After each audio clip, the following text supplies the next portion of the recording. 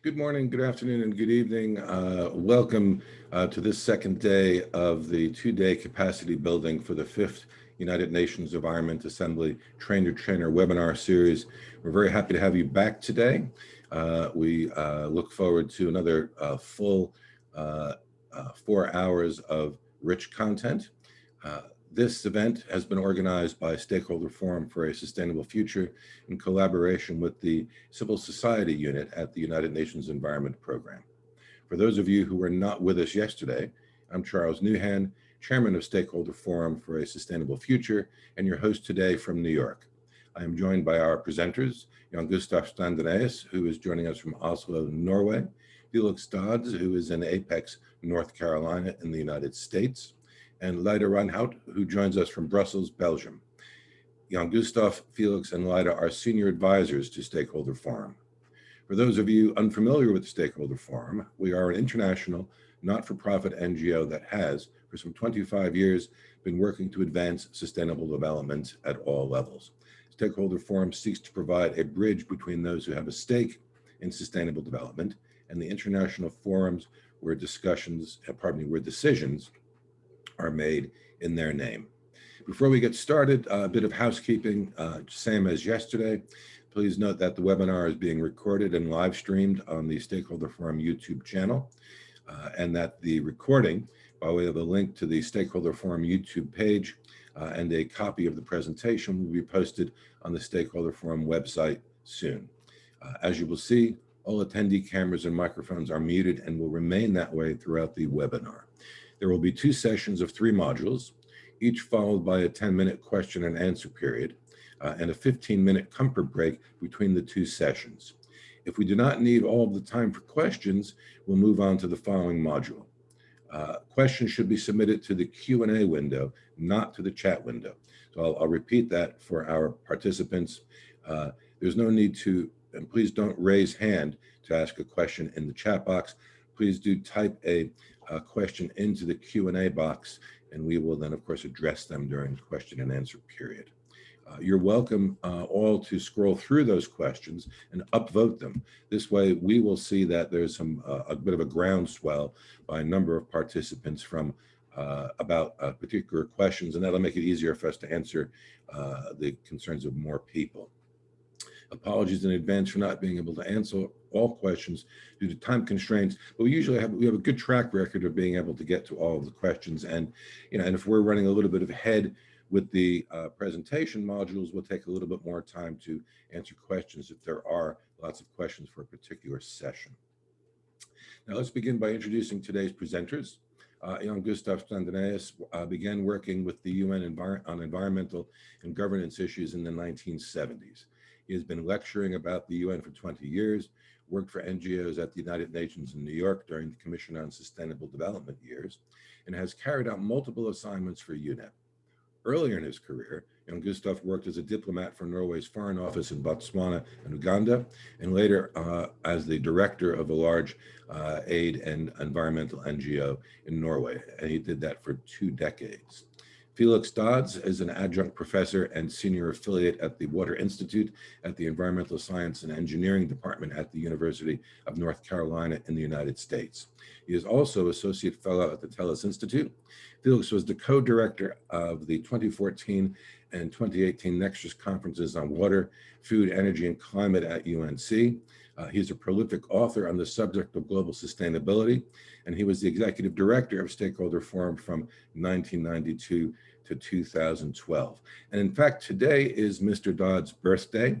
So I would actually make an exception. If you want to raise your hand in the chat box to wish Mr. Dodds a happy birthday, you are welcome to do so. Leida Ranhout has been a program coordinator of resource justice and sustainability at Friends of the Earth Europe. In her position as executive director of AMPED and director of global policies at the European Environmental Bureau, Leida facilitated and coordinated the global NGO community to realize their active engagement in the United Nations processes on sustainable development and the environment. This group of presenters have a great amount of experience. They've been there. They will be able to talk to you about their experience, direct experience at around many of the subjects that we're going to talk today. Please welcome Jan Gustav, Felix, and Lyda. And according to my notes, the first section will be presented by Jan Gustav. So Jan Gustav, please activate your camera and microphone, and you have the floor. Thank you, Charles, for this. Jan Gustav, Yes. Okay. Am I on? You are on. Thank you very much. And as I'm the first one to go with the panelists, let me then reiterate what you just said to Felix. Happy birthday, my friend. Can I have the next slide, please, Charles? Thank you.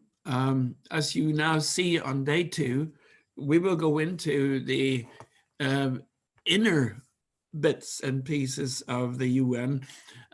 Yesterday, we went into the history, the structure, the system, and how to engage with it, and what to do and what not to do. And today we will go into the let's call it some of the brain powers of the UN system. And my first introduction will be on resolution drafting and working on texts. This is an interesting and often not understood process. And with me, I know Felix will be able to come in and comment on it. He is the author of these slides, and also my cohort on this one. Just imagine, all of you guys, you're here at the UN, and we're going to deal with text. This is what we're doing. We expect maybe 10 to 15 resolutions to be ready for the UNEA 5 in February. They're now being developed, and the resolutions thematically reflect concerns of different countries. You got a UN conference, UNEA 5, let's say that is the one. We have 193 member states. There would be probably an average of 3 to 4 delegates on each of the delegations. Some delegations are quite large because they have both the resources and the money to do so. But at least we have an average of maybe 500-600 delegates. And then we have the different topics to be dealt with. As I said, 10 to 15 resolutions, each of them with many sub-themes. And we have the UN official languages that this is going to go through. We've got English as a working language, often is, but in the plenaries, as you know, there are simultaneous translation. So we work in English, French, Spanish, Chinese, and Arabic.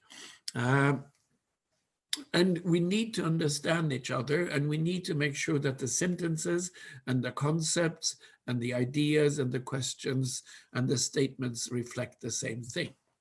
Now, when you build a text, it's not like everybody goes in there and saying, I'd like to have this text adopted, and then everybody claps or not.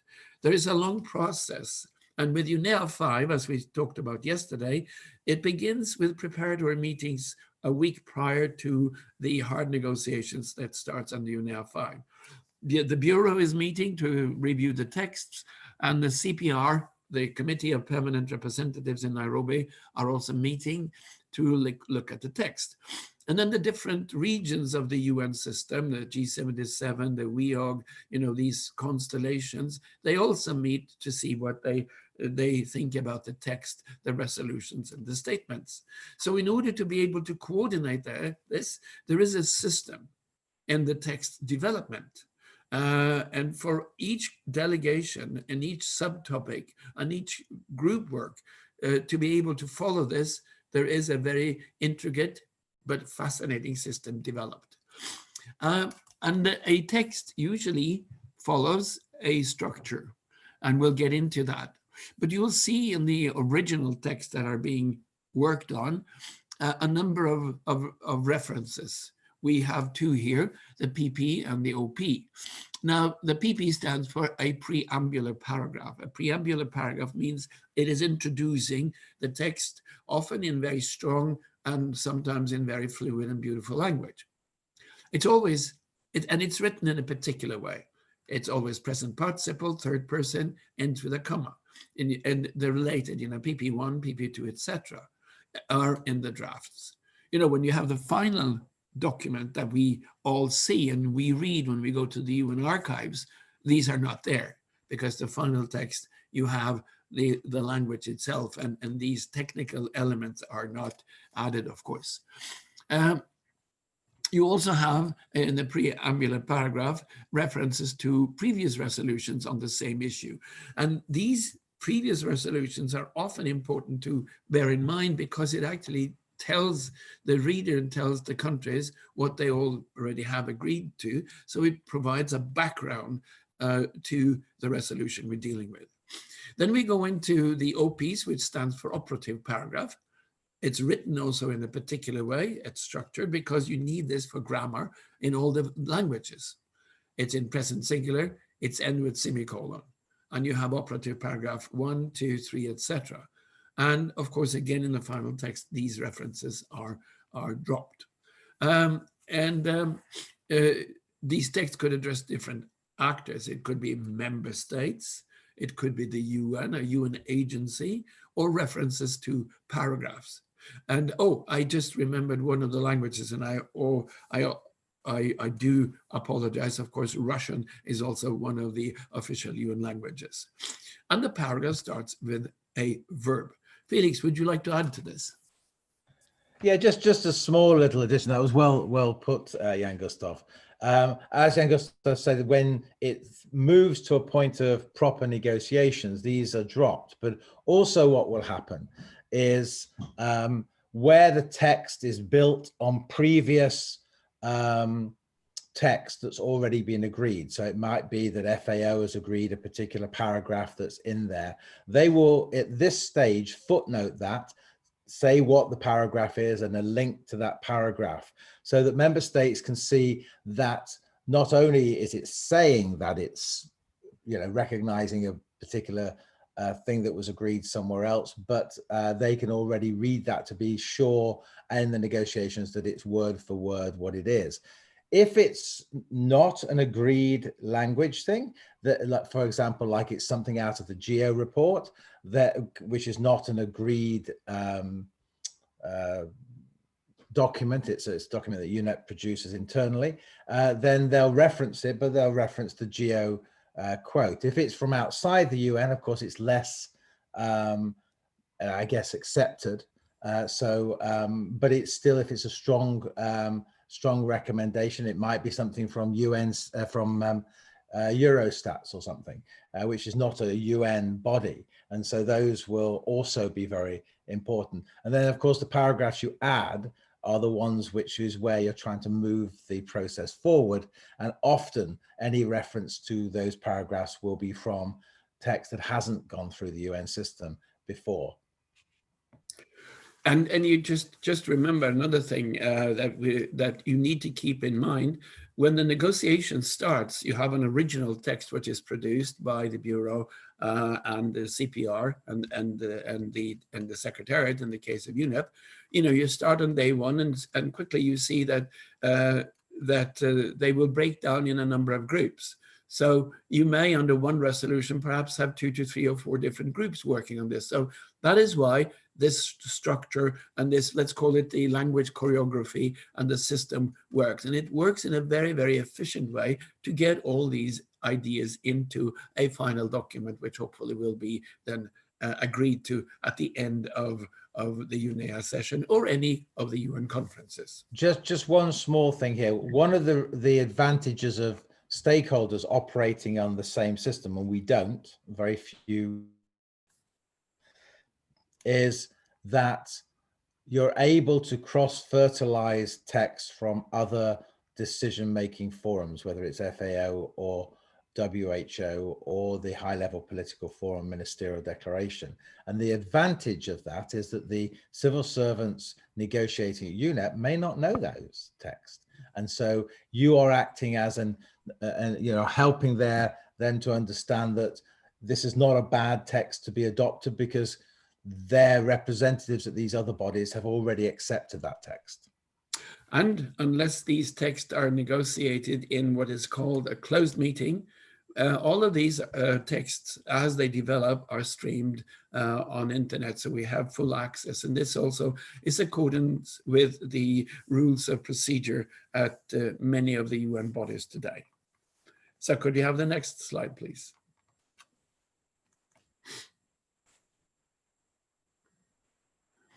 Thank you.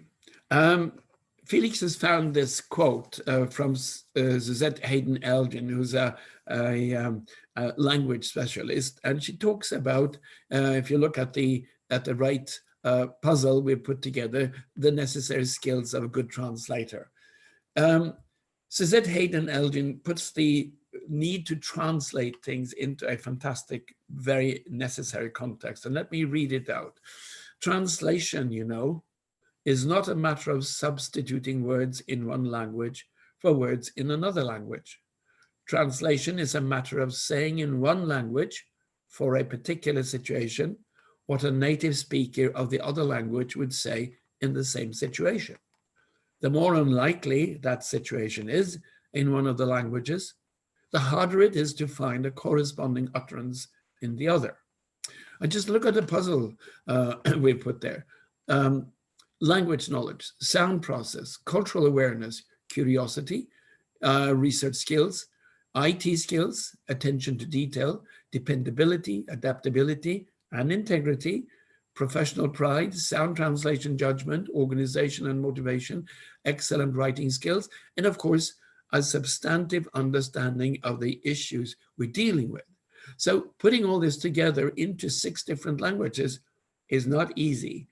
And both Felix and I and Lyda have run across issues that may mean one thing with one context in English and suddenly have a slightly different issue in another of the languages. For instance, when we refer to the 5 Ps of the 2030 Agenda, peace, prosperity, partnership, the planet, and people, mind you that the 5 Ps only relates to the English version of the 2030 Agenda, because in the other languages, you have the same translations, but they're not all in beginning with a P. So, you know, be mindful of that. And also these nuances when we talk about issues. Felix, I know you have a few interesting examples to illustrate this. Well, I think that I came across this issue back when I wrote the book with Michael Strauss called How to Lobby at Intergovernmental Meetings, Minds a Cafe Latte. We went and spoke to some of the translators and asked them how they were translating, and they were trying to do exactly what Suzette was suggesting isn't the way of doing it, which is just replacing a word with another word, because these things are culturally specific. And the example that they used to us, which I thought was interesting, was that in kind of America or the UK, if you sign up to targets, there is a more legalistic viewpoint of that, while in French it's more aspirational. And so if you don't understand how the negotiators are understanding those terms, then you're not understanding potentially the disagreement between them, or even when they get agreement, what they think they're going to do with something afterwards. So it's, again, a really interesting space. And I've always wanted to get a master's student in linguistics to help me kind of do a nice little project of taking those terms that we use and trying to get language boxes on what that means for Spanish speakers. What does it mean for Russian speakers? What does it mean for English speakers, etc.? Because I think we're missing some of the understanding of the disagreements. And I think to help negotiators, it would be interesting to do something like that. And when you run into these language conundrums, you may sit and listen to one nation presenting on an issue that is very dear and important to you, and you hear that there may be nuances that are not really corresponding to what you would like to say. This is when to approach perhaps that person who made the statement, but not when he is in the seat and talking, or she's in the seat and talking, but when they go outside to have a coffee. It's often misunderstood that these coffee breaks and the coffee trips or tea trips for that matter that delegates often use, that they go out there to, have a smoke or do nothing. Now, this is when they sit and think about the language issues and see if they have gotten everything right and they can agree on these things. And that's a fine opportunity to go up and said, sir, or madam, I was listening to you. Do you mean, et cetera, in a polite way? Leisha's put a point which I hadn't realized, which is in the chat box. She says some languages, e.g., have no word for gender. For And instance. so therefore, if you're discussing that, what is their understanding of that term as it's being applied? And there's another interesting thing, but we can't go into that because this is me as a language person fascinated by the fact that a number of concepts have actually come up through the UN system, been now adopted as the going jargon of today. And if you're a language person, look at the development of these concepts over time, beginning back in the 1940s. Next slide, please. Or actually Felix is the mastermind behind this sort of overview of how a resolution may look. And behind these technical words that we often read quickly and don't really pay attention to, there is a political meaning. I think this is a very, very good way of looking at this, slightly tongue-in-cheek, because we may have sort of put into a provocative interpretation, but it really makes you understand how to read and see the political context and even the cultural context and the thematic context of a resolution. So when you read these papers that come out of these issues, you still have to look at the intent behind it. Vertically, as you see, there are 4 boxes. There is a sort of a level of commitment to this. You have the first one, let's say, affirming we're into the preambular text, and we say that the text says, well, we're not quite serious about this, and then depends. Is it just a term and no action defined in it? Does it say who should do it? Does it have a timeline? Or does it have a monitoring mechanism? When you read through an outcome resolution, look for these things.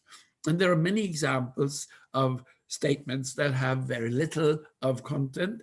And there are many, many texts that actually have, you can tick the boxes for all of them.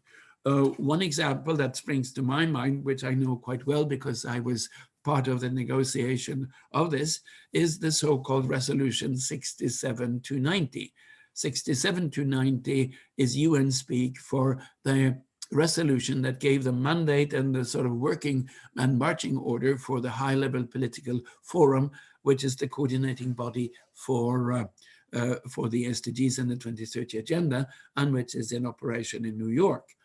In the introductory part of that, it has actually statements referring to the outcome documents in Rio in 2012 and several other documents. And I would say they're quite serious about this.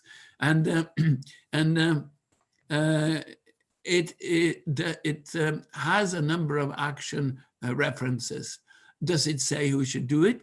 Yes, it does, but it emphasizes 2 things. One, every country should do it, i.e. the universal membership, but it's on a voluntary basis. This is emphasized. And this is, of course, the issue that the UN is always struggling with. How decisive can the UN decision be, and at the same time respecting the sovereignty of the nation? Does it have a timeline? Well, the 2030 agenda does have a timeline, and that is 2030. And we are referring to the 2030 timeline so often that we think it's just one way of framing a country, but it actually says action should be fulfilled by that time. And we will also see that under the present theme for UNEA 5, strengthening action for nature to achieve the SDGs, it is the same timeline. So that is sort of an overarching issue.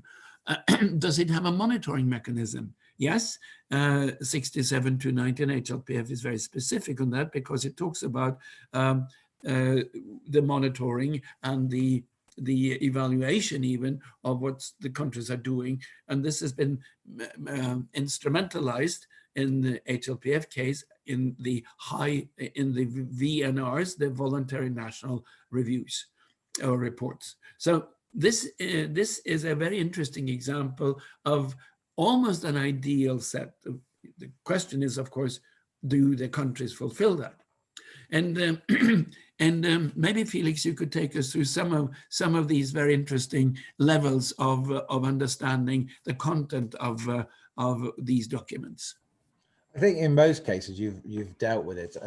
As you can see, the definition was humorous. Again, it's from the book I did in 2004 on how to lobby. And it was really just to give people an idea of when they're looking at a paragraph, whether it's a serious one. And of course, it's not as serious if it's just a statement by itself.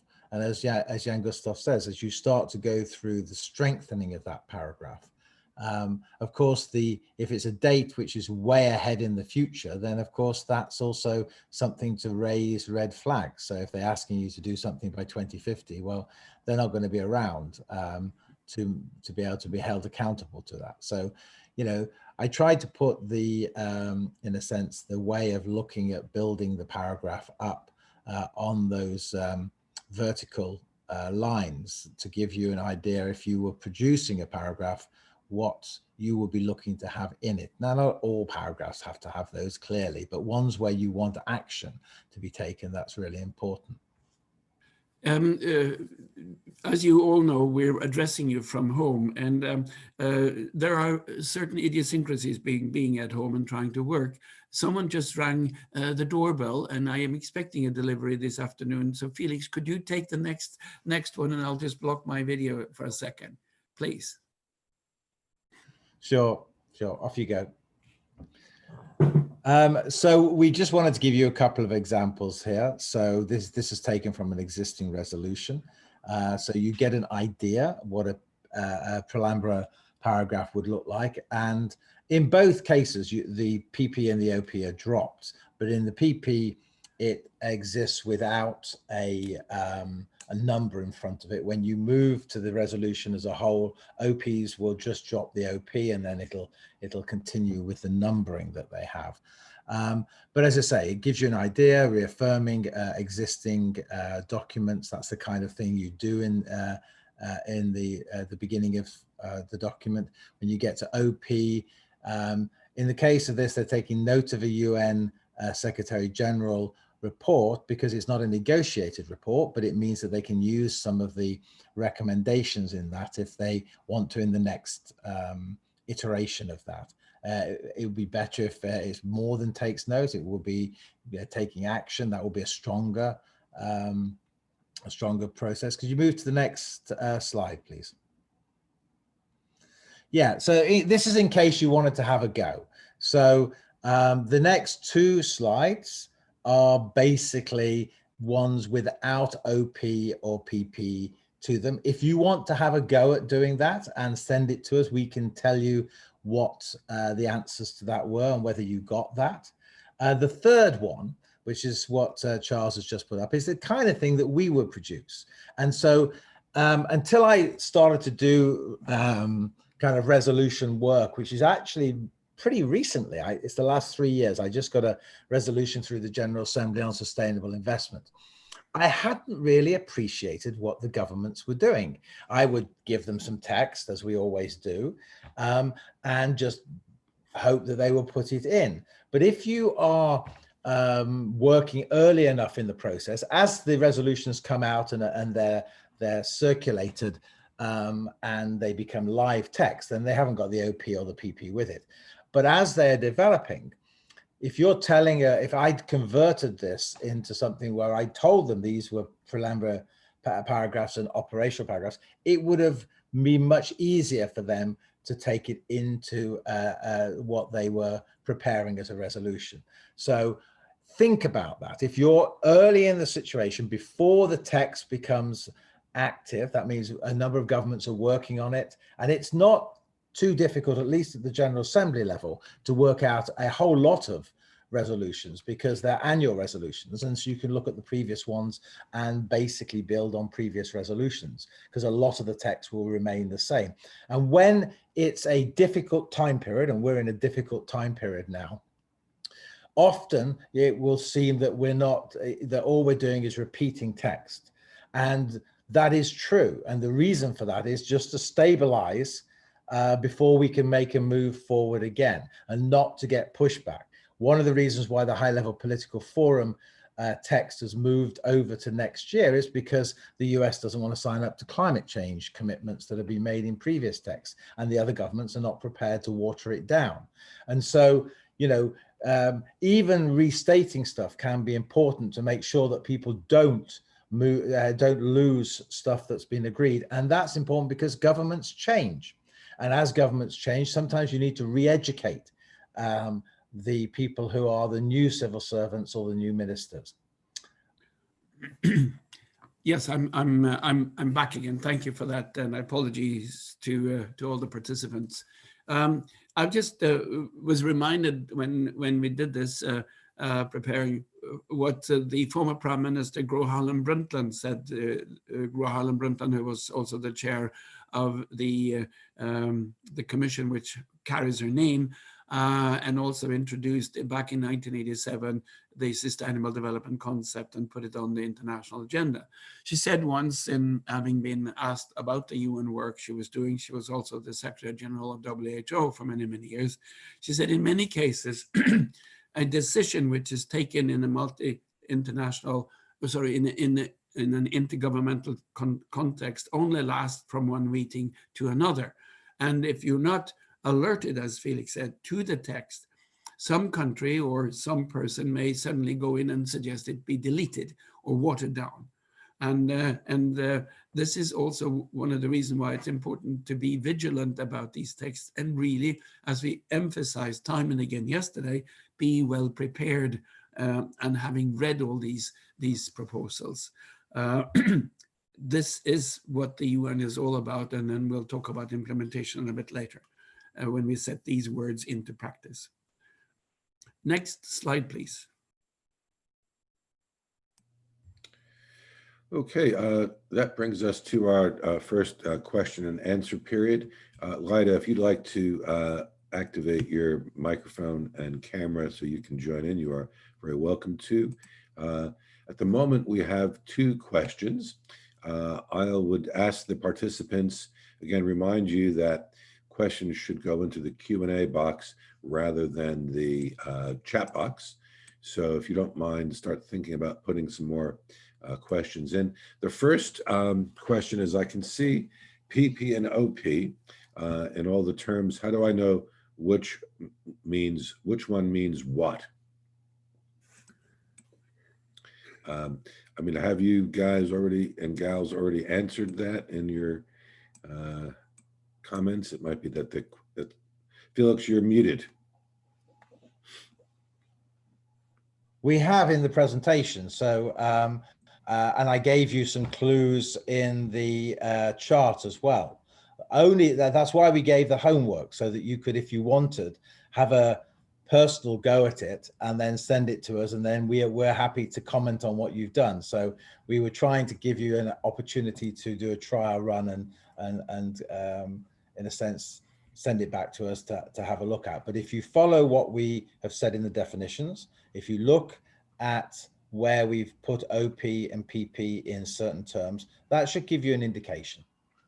If you look at some documents from the UN, which has an obvious division of the preambular part and the operational part, I think the 2030 agenda to transform society into a sustainable society is a good one. If you look at when you look at the document, the UN document, when it's decided, in the upper right-hand corner, there is a reference to the UN archives, and in the case of the 2030 agenda document, it says A, capital A / RES, resolution, capital A refers to the General Assembly, and it says 70.1. And 70 refers to the 70th session of the United Nations General Assembly, and this is .1 means the first resolution. If there's an L there, it means it's not been completely resolved in terms of documentation. But if you read this version, you see it has a very clear introductory part, which is the preambular text, and this is where you find in English the 5 Ps. It's beautifully crafted English, written by the co-chair of the Open Working Group at the time, Ambassador Donahue. And it's worth reading for even, the beauty of the language. And then you have, throughout the 2030 document, you have they're all paragraphs, and it's clearly defined where the operative paragraphs are. And you can also see how they refer to the matrix that Felix made when referring to, repeating to, referring to, recalling, etc., etc. You'll find it there. It's a very good sort of introductory document to these technical terms. But of course, as Felix said, and as we also say in our explanation, this is a final document. It's been agreed to, and so the OPs and the PPs are not there, of course. Let's take another question, and it is, who is normally drafting the resolutions? Is it the member states? Yes. That do the first draft, and then the major groups have access to it?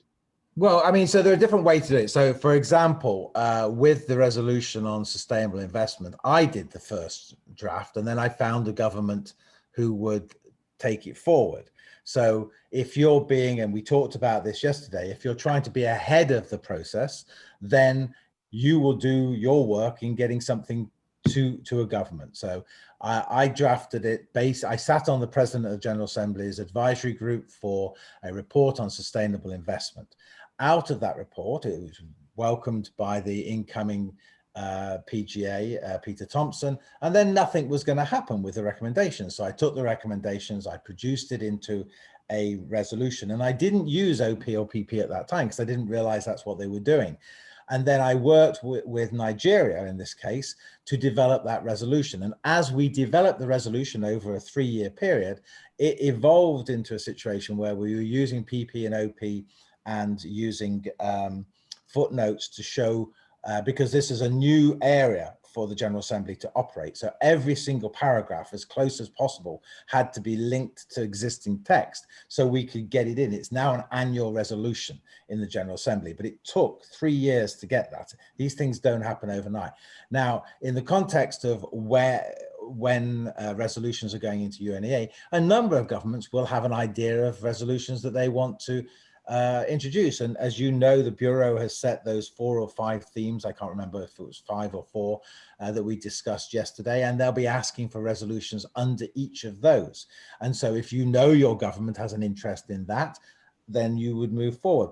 As the resolution becomes live, then the different political groupings will assign someone who will be the active focal point for that resolution. So G77, if there's a resolution on X, they'll have some, it won't be Palestine who are doing all of it. It'll be a specific country within G77 that's assigned that responsibility. And once you know that, then you can work to get additional text into the resolution. Ida, would you like to comment at all on that? No, I think my colleagues did everything very well. Thank you. Yeah, There's another question. I think Jan Gustav. Let me add a thing there, because what Felix raised a few very, very important points. The question was who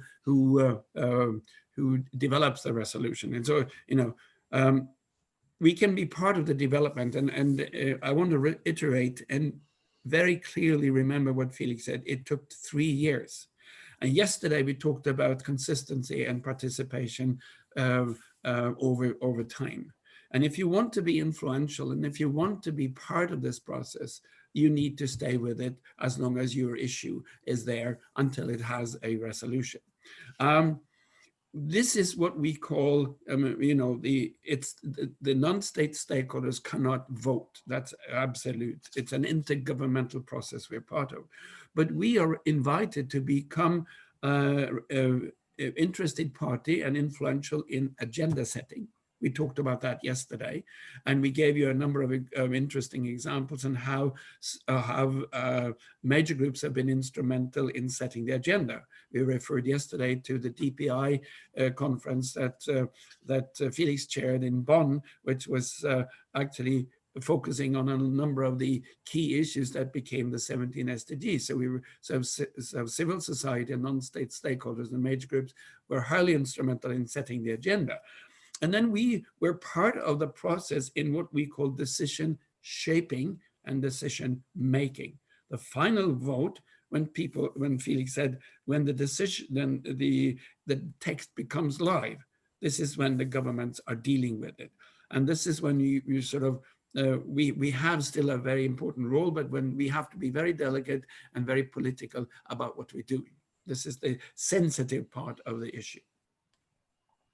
Thank you, Jan Gustav. Let's take one more question before we move on.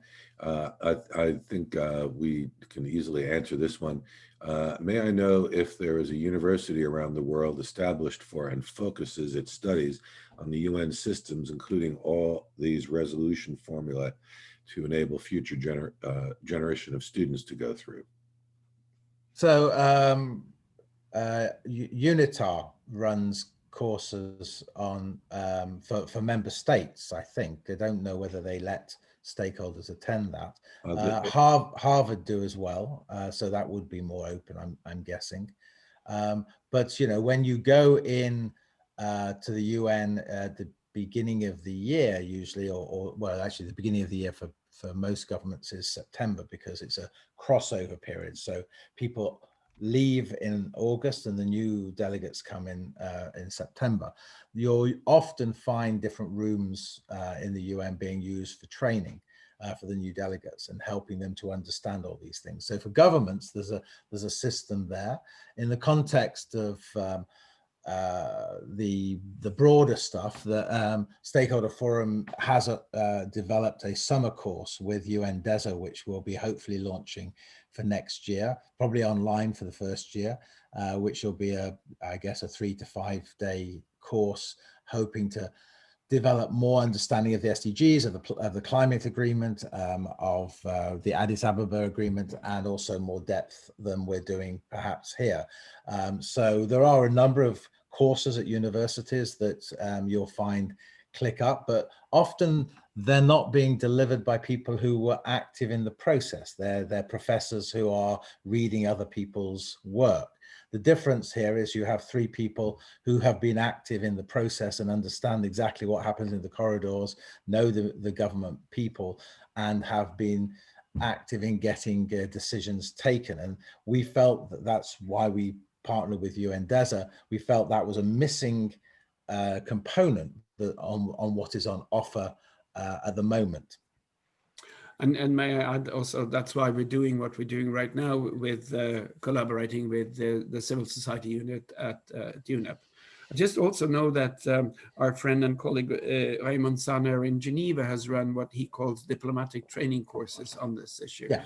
But as you said, this is diplomatic courses, but I think they're also open to master and postgraduate students. At least some of the years have had that.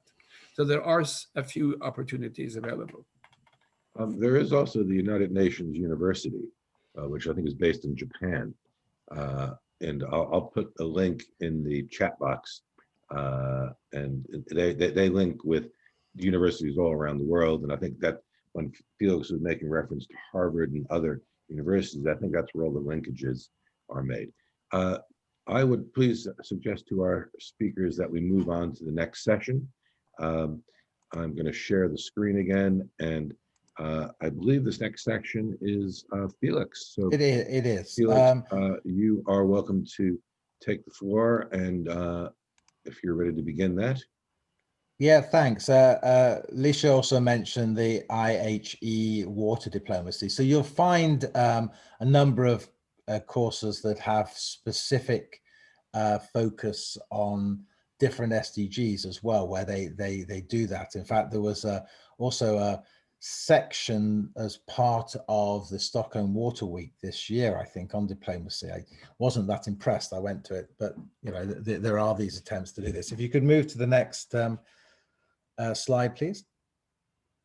Yeah, so I mean, most of you probably will be doing some of this, but we wanted to just have something which people could share and which they could use. And remember, the objective of this is that where possible, you'll take the material we produce and you'll run this as an internal conversation for your own colleagues in your organization who haven't been able to be part of this, or with other sister or organizations that you work with either in your country or abroad. So see this as something that you can change as you see fit. Now, if you're organizing a press release, we still do those, then, you know, use action verbs, be direct, be comprehensive. The first paragraph is the most important. If you don't catch the media person's eyes at that particular point, then that's not going to get much further.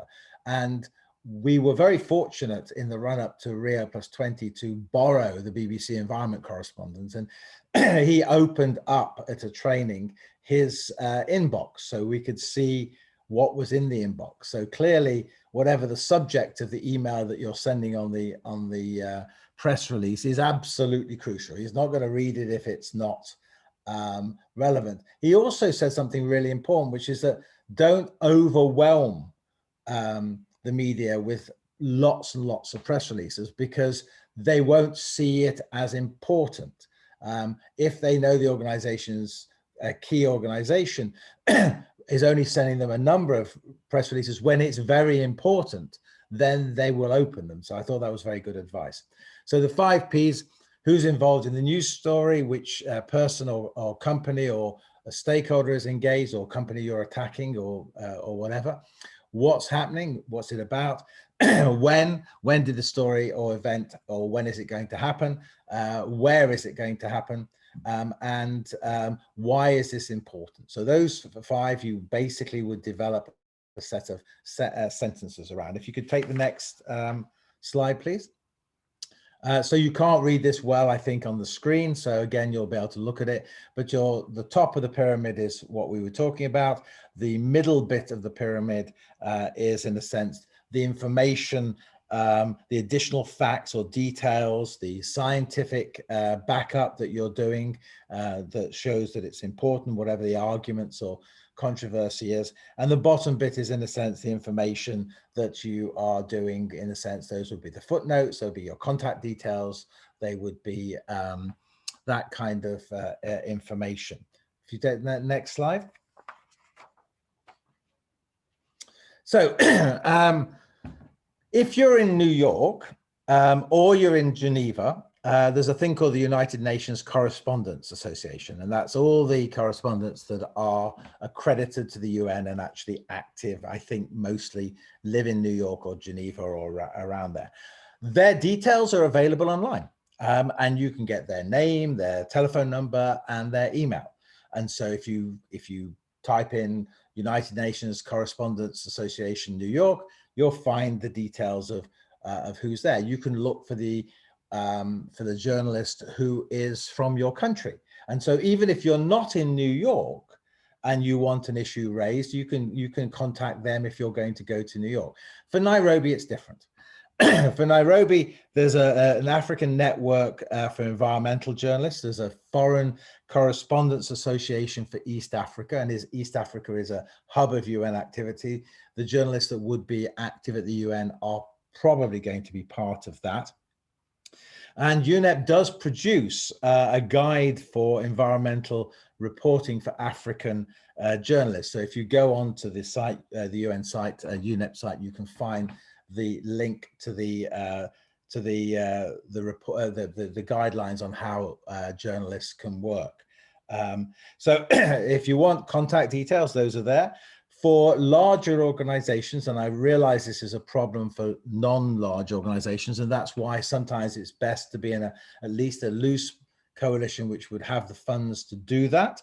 You can buy country lists. So there are a number of companies that exist where you can buy it. And what you do is you'll have a list of all the bloggers that are in the particular issues. You'll have the trade organizations, and you'll have the environmental journalists, the energy journalists, all the things that are kind of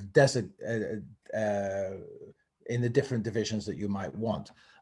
We had that when we were at Stakeholder Forum, or when I was at Stakeholder Forum, because we had a contract to help deliver Rio +20 from the UN. So we had the ability to do that on a month-by-month basis. It's not a cheap thing, but it gets you the details that you need. So it is worth doing at some point if there's a big campaign that you're running in your country or globally. There are submission rules and deadlines for stories, which often will be on the thing. Will be part of what you would do normally. So if you are going to have a press conference on the Wednesday, you might pre-release something with a do not use before Wednesday date. When you're mapping out these things, you need to map out what publications. So when I'm doing an event that I'm involved in, I've just been doing one for the Working Animals Alliance. They have an event next week on the 22nd on working animals and disasters and climate week. So what we've done is we've looked through all the blog areas that we might be able to engage in. We've looked at the trade magazines that might be of interest to what we're doing. We've also looked at the different list servers and the LinkedIn groups that might be interested in the event that we're organizing. And then we've put that information out. In the context of things like radio and TV or news rooms, it's not just the journalists that over time you need to build a relationship with. It's also the producers and the editors of the program.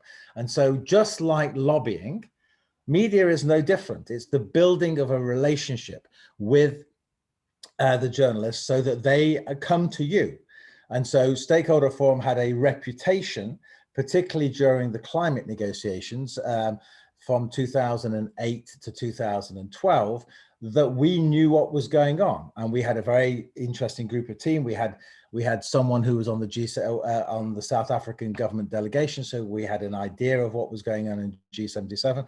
We had someone who was on the European Union delegation, so we had a really good thing. So during Copenhagen, at least the British media basically hung out with us in the main conference center, because they knew we would find out probably quicker than they would what was going on in the negotiations. So building those personal relationships is really important.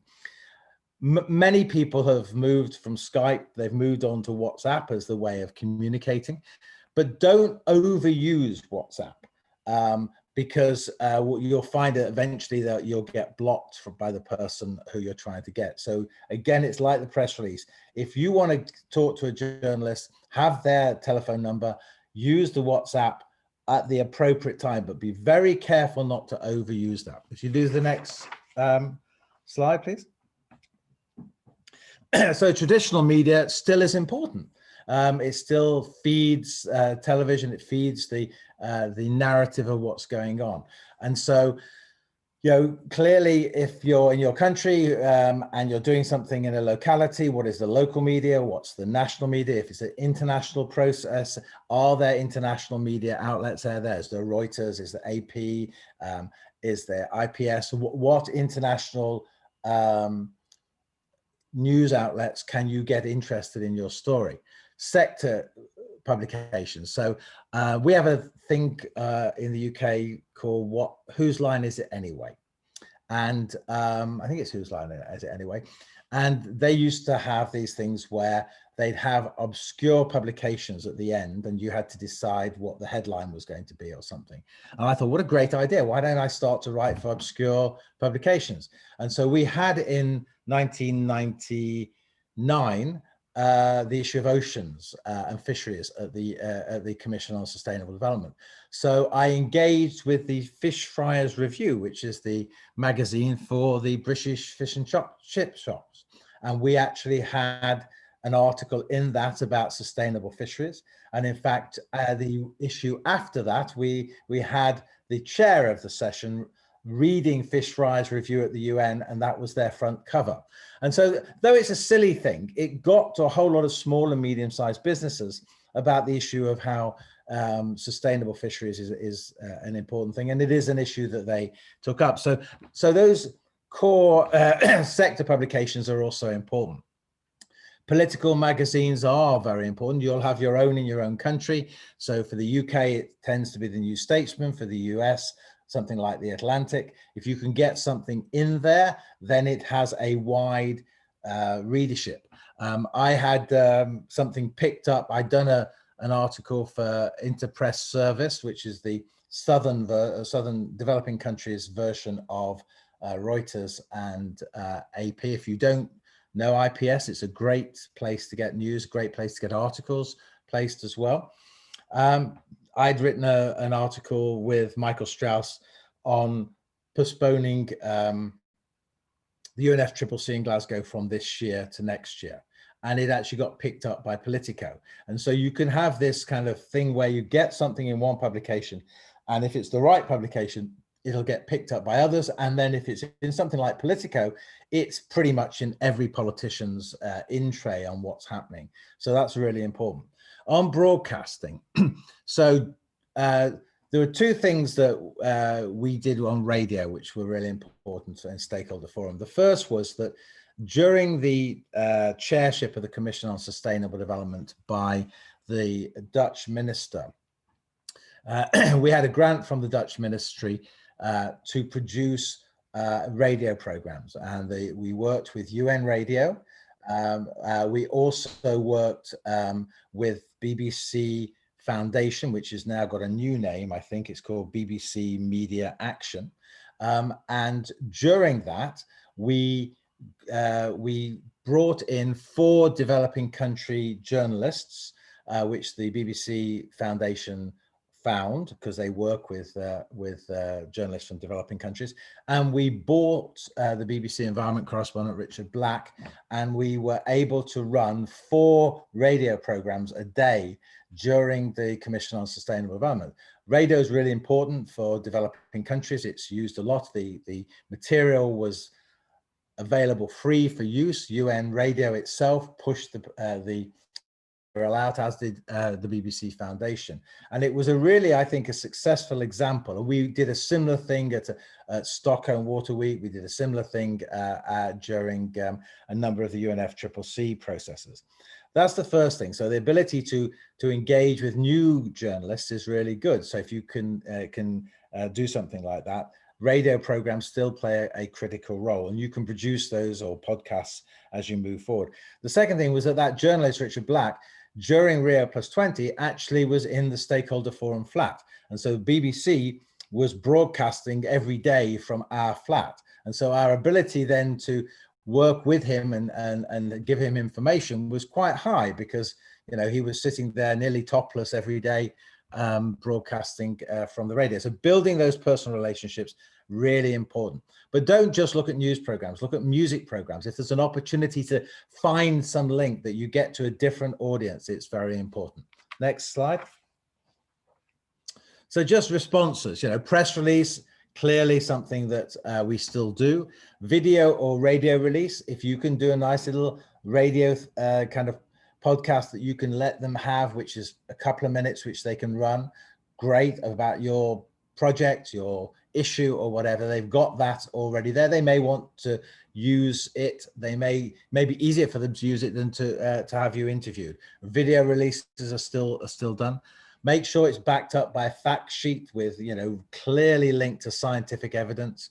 Of course, it's great to get opinion and editorials that are in support of yours, but to do that, often you'll have to look for someone who's either the head of your organization or is well known. It's more difficult to get those, I found, if you're not someone who has a recognizable name. Press conferences now virtual, so think about doing those, or press briefings. So offer journalists the opportunity to discuss with you the issues that are coming up, or an issue that you specifically want to have. So it's like a background briefing that you're doing for them, backed up by the fact sheet. But if you can still do press conferences virtually, then try and do it. My guess is that it's probably a lot easier to get them to do that than to go to a physical place, even in normal times. They can sit with their glass of beer while they're interfacing with you. And what you'll find at the UN now is often the press conference room will be quite less people in it, because people are watching it and sending information or questions in from their desks at the UN themselves. Find the right distribution list. So one of the distribution lists I always use is the IISD Sustainable Development Goals list. So go to the IISD website, sign up for the SDG list, and then you can post on it. There's ones on climate, oceans, water, energy. So there are sectorial ones as well. So if you have a specific interest, those are useful. As I say, once you've identified the key journalists or the bloggers, try and get to know them just as you would do with government officials. Go out for a beer with them when you can, or a virtual beer in the short term. So build a kind of knowledge hub of all these things. The journalists tend to have a longevity longer than the civil servants you're dealing with, because they'll get rotated, particularly if they're at an international process. And though it kind of it sounds it would be nice to share everything round, the more you can build up a particular person's reputation as your spokesperson around a particular issue, the more it's easy to build a narrative around that person. If you keep chopping and changing the person, it has less of a link to the viewers. If we could have the next slide, and if you can use humor during your interview. I once equated Perez de Cuellar with Steve Davis, a snooker player, which I think went down very well in the UK. So as I say, compile a list of news outlets. There are stakeholder newsletters in particular events. During UNA 5, if it happens in person, there will be one for the plastic issue. They produce a nearly daily newsletter. Stakeholder Forum used to produce a daily newsletter called Outreach at pretty much all the major negotiations. We haven't done that more recently. Climate Action Network produces one. So those are good to engage in to get your issues, because they have a big list of people who get those, and they are the people you want to use. Past Blue is a kind of UN groupie site, but it does some really good journalists, so it's well worth looking at. I mentioned Interpress Service. If you can ever get anything in Politico, pretty much guaranteed the minister will read it, or at least it will be reference to the minister when the civil servants are briefing them. Huffington Post is also another good area. Relevant blogs. If you haven't got a blog as an organization, it's definitely worth over time doing it. I have a blog that has 10 to 15,000 readers a month, but during big issues like the Secretary General's election, I was getting up to 50 to 60,000. And I was getting quoted in a number of countries' media if their country had a candidate. So you can get quite an interesting outreach by having a good and relevant blog. LinkedIn, look for journalists in your country and just link in with them, so that then you've got their details. If they agree to it, you'll get their email details and possibly their telephone number. What are their Twitter handles? If you can do that, you can then send things to them directly. And also to the producers and editors, because that's important as well, so they get to know your name. Next slide. So your media, your website should support your campaign. So using the Working Animals Alliance that we've just set up this last year, I've helped them set up. They now are about to launch their combined website, which is where a lot of their material will go for their campaigning.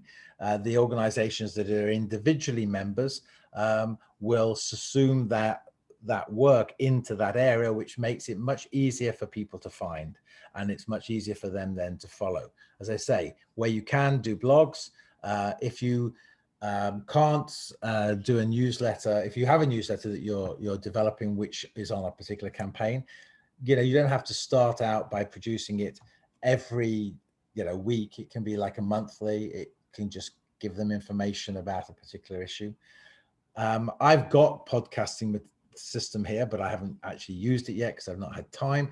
But actually, to get into podcasting isn't a bad way. It's a new way that people are in a sense taking information. Zoom webinars like we're doing this one. These are useful. They're useful on the issues. They're useful for you to do for your campaign in your locality or your national campaign, or to inform people about what your role at UNEA 5 is going to be. And if you can do some video blogs or video programs. So we've done for Working Animals Alliance a kind of launch video that explains a little bit why working animals are important for improving, addressing gender issues, addressing climate change, and in improving livelihoods. So it gets people to understand how important that is. If we could move to the next slide. Oh, go back a slide, go back.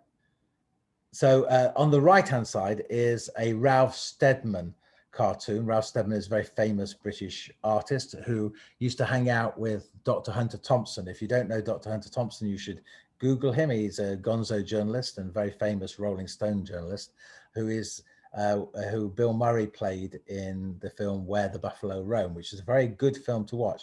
But he's famous for letting off a fire extinguisher on the press plane with the fire extinguisher's contents hitting Richard Nixon, which got him kicked off the press plane. Next slide. So just a little bit thing, digital platforms, there's so many. So this is one. There are a number of others you could use where you basically link the platforms together and you set up a system by which the information goes out to those different things. Because otherwise you're spending all your time, or your people are spending all your time posting on all these different platforms, where you can integrate it into one platform where it automatically goes to those different outlets. That is a much more better use of your time. So I just put that up as an example. There may be ones in your countries that are better, and as this process moves, these platforms do become more competitive with each other, and I'll come to that in a second over things like Zoom. If we could move to the next slide. So here's an example of a good use of social media.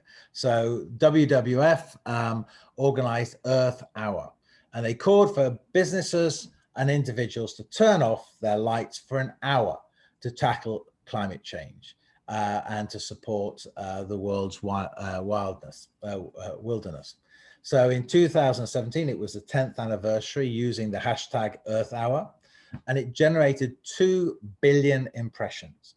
And so you don't know, with no way of telling at the moment, until we've completely given away our privacy, whether or not people did that.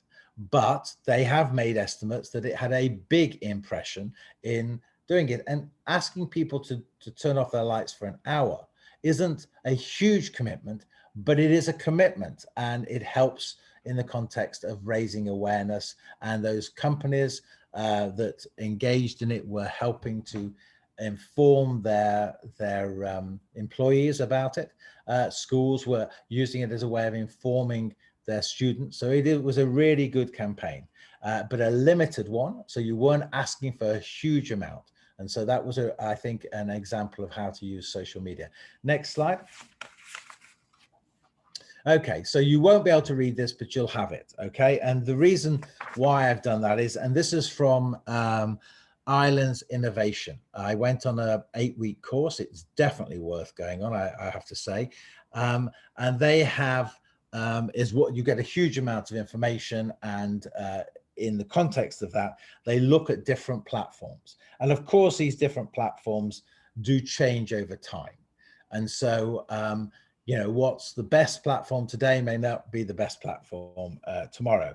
And so in this one, You know, we've looked at there are a number of ones in here that we look at. So it's Zoom webinar, it's GoToWebinar, it's Webinar Jam.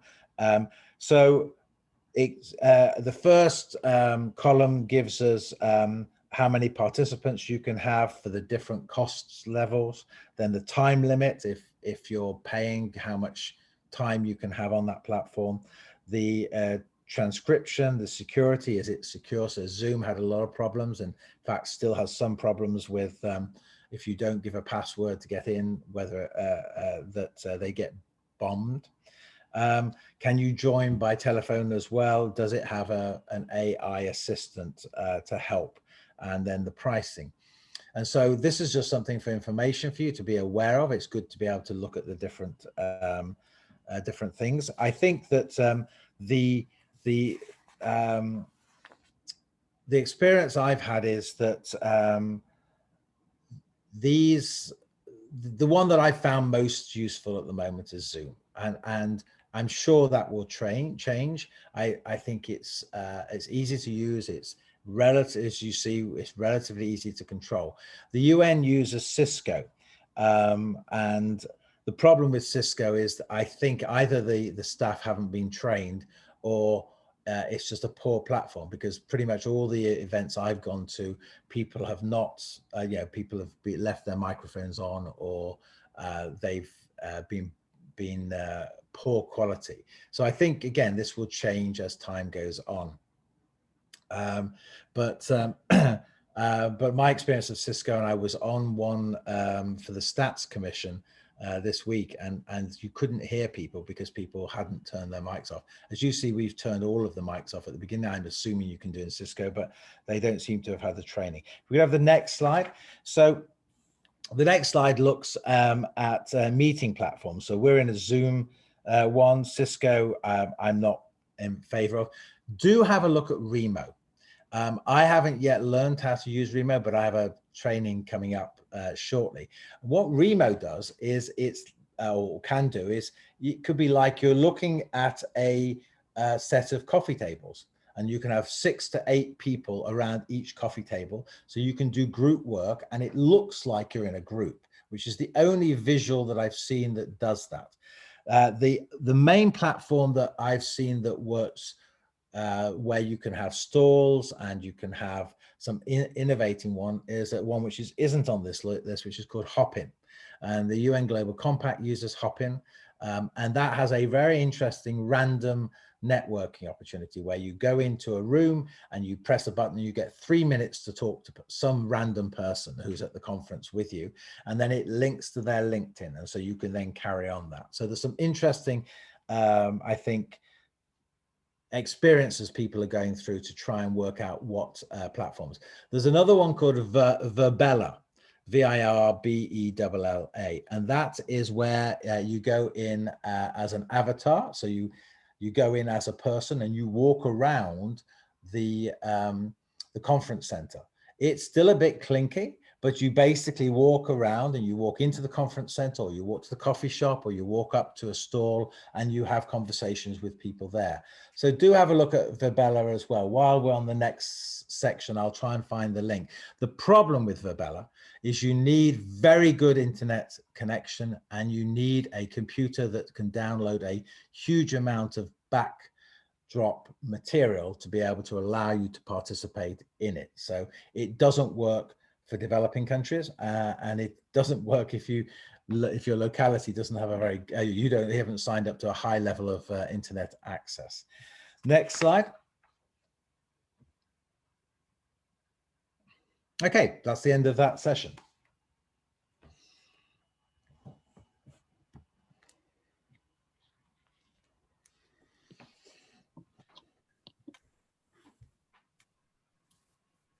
Whoop, thank you, Thank you, folks. Felix, thanks for that. And thank you for Lida and Jan Gustav for coming in. Let's take a look at the questions. I mean, one of the first questions that came up, and I think you've probably covered it, which channels are most effective in your roles and why? That's yeah. So, I mean, in the context of the ones, I think he means in the context of the ones I've just discussed. Yeah. So I think I'm at the moment a Zoomie, and I definitely use Zoomie. I've paid to engage in it. None of the other kind of platforms have worked in the same way. If I'm organizing a conference, I definitely, if there's group work, look at Remo. I think that looks really interesting. I've participated in a couple of them. I think that what's missing is a coffee pot in the center of the table, which I think would sell me today. But I think the Hopin platform is definitely a stable and interesting way of doing it. So if I was organizing a conference, I think I would look at Hopin. It's good that you said Zoomy, Felix. Now we're using Zoom a lot, so we don't get into being zombies. I think for the mural, I like as well. It's a kind of, I mean, you can use Zoom or whatever platform, but it also helps you in, especially when you have a kind of creating workshop where you have to put normally your post-its on the wall. The mural is quite helpful as well.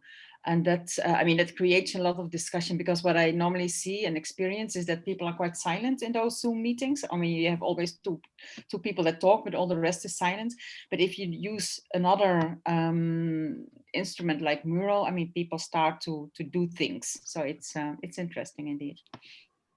If you don't mind me making a contribution to that, I just put something in the chat box, but what we found at Stakeholder Forum in doing these webinars is that you really need to have a high-speed internet connection, and of course that's not possible everywhere. We use a modern computer with the best processor you can get. We have dual screens, but more equally important, we practice. We know that the subtle details of how in this case, the Zoom webinar works, and it really does come down to that. So in terms of fluctuations that were mentioned, that'll be bandwidth. But in terms of making the process run smoothly, you really just need to practice, play around with it. You can have webinars that are not, you can just run a test webinar with colleagues, and eventually you get the hang of it. And you really, again, whether it's WebEx, we've seen a lot of disasters with all the platforms, because Felix and Gustav and Lydia and I are watching these things just about every day now. And it really comes down to the experience of the organizers, to be honest with you. So I think that's true. I think one of the we can do whiteboard on Zoom. We haven't used whiteboard. I actually don't think it's a very good functional whiteboard on Zoom. So I think Lyda's comment about mural may be a really good one. The other thing to say is that Zoom doesn't use videos well, and we saw that with the use. We had a short video yesterday from UNEP. It's not a good platform for videos, and it's well known not to be a good platform for videos. So well, again, there's a problem. Just the reason it happened yesterday is no. I know this irrespective of that, because right? You've seen it in other situations. Yeah. Well, no, I'm talking to the communications people for the different animal charities, and they refuse to put any video on Zoom. We'll go back to some more questions. Does anyone know about a program called freeconferencecall.com? They've had a good experience with that. Let's see. Well, I'll just comment. Someone's asking about certificate for this. Yes, we are providing certificates of completion if you've attended both days. No, I'm not seeing other questions per se. Young Gustav, go ahead. Yes, I'd like to come back to some of the elements that Felix mentioned about how to, I mean, one thing is the technicalities of different platforms, and it is becoming more and more important in our days. But I'd like to go back quickly to the content and how we deal with this, because as major groups, non-NGOs, non-state stakeholders, we often feel daunted by the both the power of media and the information services that the big systems have, as well as the lack of interest from so-called professional journalists. And face it, whether we like it or not, going to a UN conference that deals with a lot of paper and resolutions may not really be catching the headlines of the New York Times every day. But what Felix has pointed to is to take the particular occasions that we may do something. And what are our strengths? Well, most of our elements or organizations are linked up in networks. And we can use these networks quite efficiently to portray our information. Felix mentioned the campaign that WWF did on turning off lights for an hour. It's an interesting idea, and it works. Going back to the 1990s, when I was working very closely with the UN systems from my home in Norway, there were not a lot of the big reports, and the reports, 250 pages of statistics and analysis of environmental issues, sustainability issues, was not really catching the headlines. So one of these, we did this a number of times. World Resources Institute collaborated at the time with UNDP, producing annual reports, which was more or less the state of the world environment. And this was distributed widely to the major newspapers in the world. No one picked it up. So we decided in our networks that we would publish this on the same day in 50 capitals in the world. And because we made this big, it caught media's attention. So we had this all over Europe and a number of countries in Africa published on the same day and on the same time. And that caught the attention of bigger media that picked it up. And we were able to do that. We have seen over the past few years that the youth groups of the world are very, very good at doing this. And we know that there is a climate demonstration announced on the 25th of September, if I'm not wrong, which is going globally, because this is halfway between the decision made on the SDGs in 2015 and 2030. So using these things and using our networks is something that we should be able to do. Felix mentioned another thing also, that he was talking to the Fish Fry Review, an almost obscure newspaper unless you like fish and chips. We did something. Everybody likes fish and chips. Everybody likes fish and chips. We did something similar in 1992 with the Rio conference, the first one. Again, we faced the fact, we being the NGO communities in Norway, we faced a bit of reluctance to what the journalists and media was going to do. We talked to the Meteorological Institute at the time, and everybody in Norway is interested in the weather because it changes quickly. And we got the Meteorological Institute to every day, when they had the weather forecast, also to talk about what happened in Rio. The meteorologist would come in and he would give the weather forecast. He was dressed in green. They agreed to do that. And they had some of the captions taking place in Rio. And it was prime time, and it got broadcasted or televised at the time. So, being creative in using our network system is a way to get attention. The other thing that Felix mentioned and that we have been pointing to is consistency over time. You need to be doing it.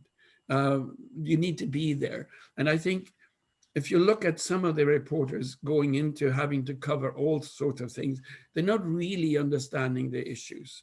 And I think a lot of the reporting from Paris and also earlier from Copenhagen on climate failed to get the issues right, because the big politicians were there. Barack Obama was there, and they all talked about what he was doing. And this is very important, that we are the sort of go-to persons when it comes to the facts behind that. The training behind UNEA 5 and the specifics behind the IPPS reports and species, etc. This is where we can show our strength and say we're the go-to organization or person and get the right things focused on. And there are many things like that also to see in the different thematic areas that we're dealing with. Felix mentioned also one thing that Stakeholder Forum has done for a number of years, publishing regularly outreach. Why would you publish something on a regular basis? Well, there is something interesting called the legacy and posterity. And now we see now all these outreaches we've made over 10, 15 years are now being used by researchers, because nobody wrote about what the NGO, civil society, non-state stakeholder community were doing at the time, but we did. And so there is a reason for you who are involved in this also to write these podcasts, do the podcast, do the webinars, and do these things, because there is a legacy to be had also, and something to rely on. So we have a lot to contribute to. You know, we don't really go for the big headlines, but we can be behind them very often. I thought we were creating a media empire. That's what you told me. Folks, let's take one more question. Before you do that, the thing with the newsletter and the plastic newsletter is one which I kind of force the NGOs to produce in UNEA, is it gives the governments information which they can read in their downtime or whatever, and it puts important facts in front of them, and it does so in a way that you can't get to everybody when you're lobbying. So at least if there's something with some of the information there, it helps. The second thing is I've put the Verbella website up. Even if you don't download the stuff, you can look at the kind of the way they do it. But basically you get an avatar. It's you can choose your sex, so you could be whichever sex you want. You can change your how you look, but it's a fascinating thing, and it will clearly be, as things get better and 5G gets pushed out, will be a more stronger system. The final comment I would make is what Jan Gustav was talking about, reports. The UNEP and a number of the other UN agencies are bringing reports out all the time. You can, if it's your issue, be producing press releases to the facts that they are producing in those reports. It doesn't have to all be your original work. It can be your original comments about that report, whether it's good or whether it's bad, or whether it's gone far enough or whether it's not gone far enough. Thank you, Felix. One more question before we move on. What is the best way to form an issues cluster for addressing cross-cutting environmental threats at UNEA? Maybe I can answer that. Thank you. Because it's within the major groups, what I told you yesterday about the major group facilitating committee, there is now the initiative to have clusters on several topics. Of course, that's related to UNEA 5, the topics of UNEA 5, but it's quite interlinked. So it is really trying to see things broader and in a context. I think they're still looking for people to volunteer on taking a lead on clusters. So I would propose you take contact with one of the co-chairs of the Major Group Facilitating Committee. All the names and emails you will find on the website of UNEP when you go to major groups, the major group section. Lida, thank you for that. I think we'll now move on to module 3, which will be delivered by Lida. So Lida, you have the floor. Thank you. Well, we just heard a lot about all the things that we should do, that we need to do yesterday as well, about how to really do the advocacy work, how to understand the process, etc. One of the things that is always difficult, especially when you want to have funding for following processes, is to find a funder that is willing to do so. Because it's not very visible. You are there in Nairobi, you're doing things, you're talking with people, but I mean, you don't have anything really concrete. I mean, you're not building a school or a hospital, or you're not organizing a conference. So it's always very, challenging to find funding for this kind of work. Nevertheless, it is possible, but there are some criteria, of course. The very basics on fundraising, I will explain a little bit now. Maybe for some people it is already known for many years, but anyhow, it is part of our capacity building. And as Felix also said, I mean, it's also the idea that this course, this capacity building, you also can do for other people which are maybe not so familiar with fundraising, all other things we talked about. So a checklist on fundraising is, first of all, that you have to be a legal entity. So are you eligible to apply? You have to be registered of course in any country that is different. When you approach a funder, it is of course crucial that you know the timeline of the funders. I mean, sometimes a funder puts let's say an opportunity for funding, but then they say, well, you have to send in your proposal before that deadline. So you need to know, of course, that's the deadline. It's also important to know who is the person who is going to review the project, so that you take contact with the funder, and that you, if it's possible, of course, if you already spoke to that person or even had a meeting. If you have, let's say, a funder in mind, it is good to go through their website and see what the priorities are. Are they really into environment? Are they really into gender or democracy or whatever? Most of the foundations, they have also in their mission and vision statements their objectives as well. So it is important to know if you're part of really also achieving their objectives. Once you write the proposal, of course, those priorities that the funder has needs to be reflected in your application. It is always good to work with other organizations, so not do it on your own, depending, of course, how big you are, how influential you are. But if you're smaller organizations, it's better to have a network of organizations, because then you're bigger, you have more resources, human resources, and then you also can show that you will have bigger impact than only you. If you're applying for and funds that is more than, let's say, 5, 10,000, 25,000 euros or dollars, it is also important to show that you can handle that money. So you have the people in your organizations, treasurer or whatever, or an accountant or an admin person that is able to handle that. That is very important for EU funding. Those are often quite big, very complicated. So then they really want only organizations in the lead that have an administration department in the organization. So that is only for the bigger organizations to take a lead in this kind of proposals. Next one.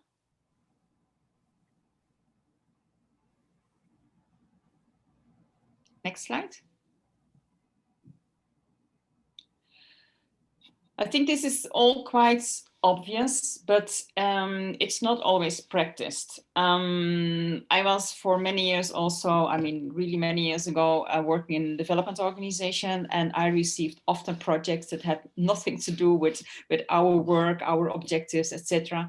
So it is really very, very important that you know the foundation, that you know the funder, that you have contacts with them as well, and that you are, as I said, I mean, that you're in their line on what they want, that it fits in their ID.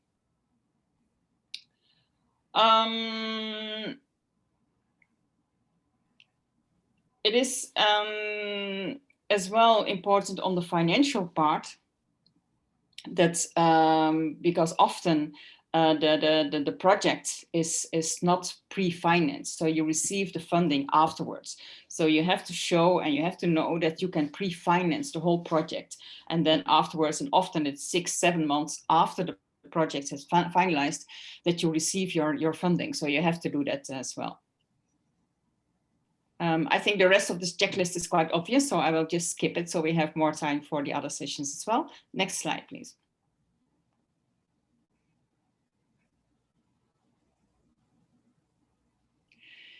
Creating a relationship with funders is crucial.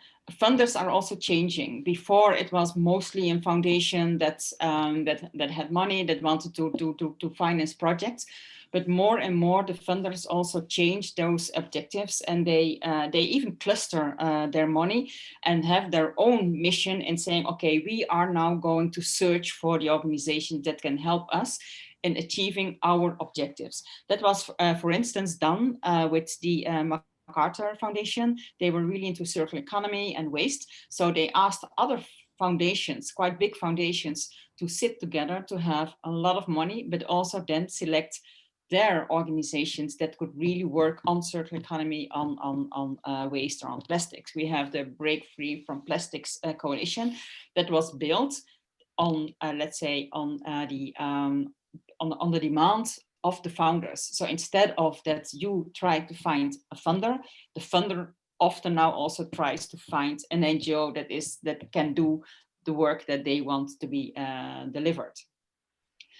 Once you see that a funder is more or less in your line, it is always good to ask for a meeting, not to go there with your project, but mostly to explain who you are, what you're doing, and with whom you're working, all these kind of things, and then see if there is a fit. I mean, if there is a match.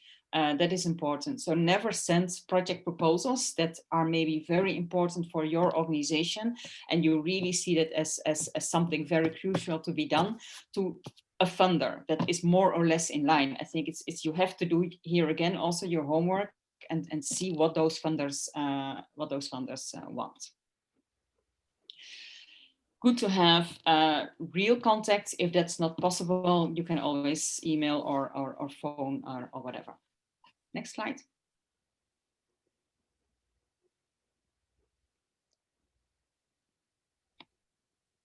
Next slide.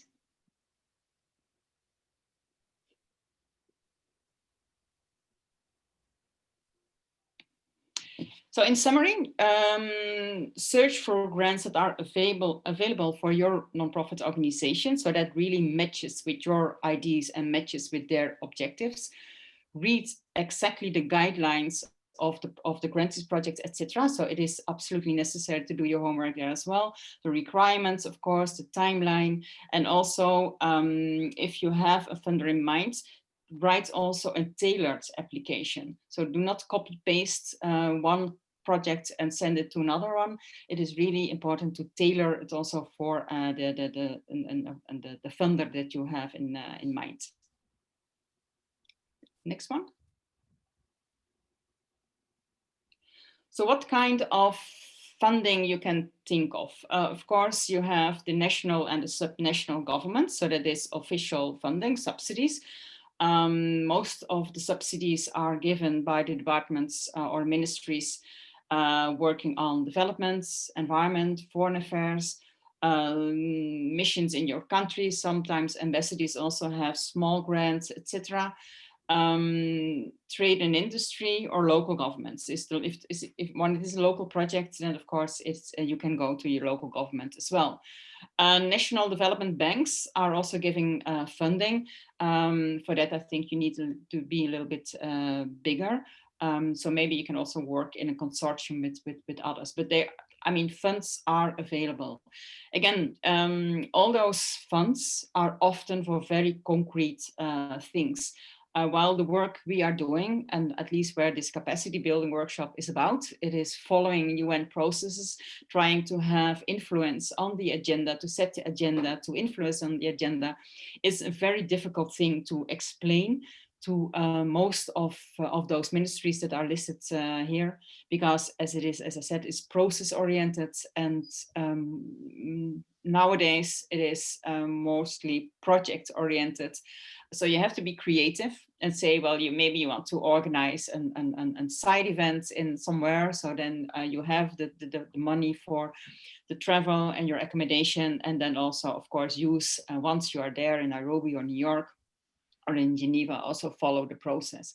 But it doesn't mean that all the work that you are doing in preparing, and as we said, and we expressed yesterday several times, the importance of that, to do your homework, is something that you do from your organization, and during those 2 years in preparation of a UNEA, is not always or often not included in this kind of funding. So that is a challenge. We try to convince governments, of course, also as stakeholder forum, but also in my former jobs, that process work is very, very important as well, and that they don't focus too much on very concrete deliverables as a publication or a conference, but that it's also important for us to do this kind of work, because it is, at the end, it's a profession, and it's a full-time job for many if you want to take that job seriously. Next one.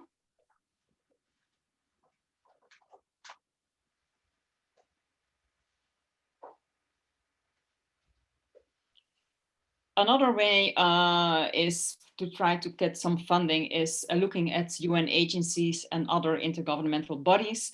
UN has several grants. My experience is also that it's quite difficult to get in, but there again, it's very important as well to have personal contacts in your country with people that are related or working for UN. But it is possible, but I think there again, it is important to work together with other organizations so that you can show that you're that you can also deliver more impact. The banks we already discussed. The European Union for this workshop, I mean for this region, important.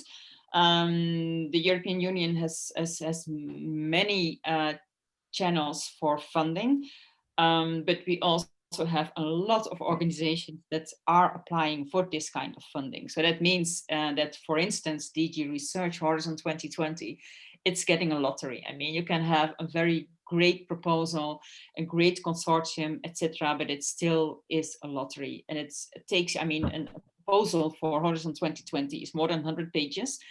So it's not a kind of, okay, I send them 4 A4s and that's it. It's really a lot of work. So it's also a risk that you're doing.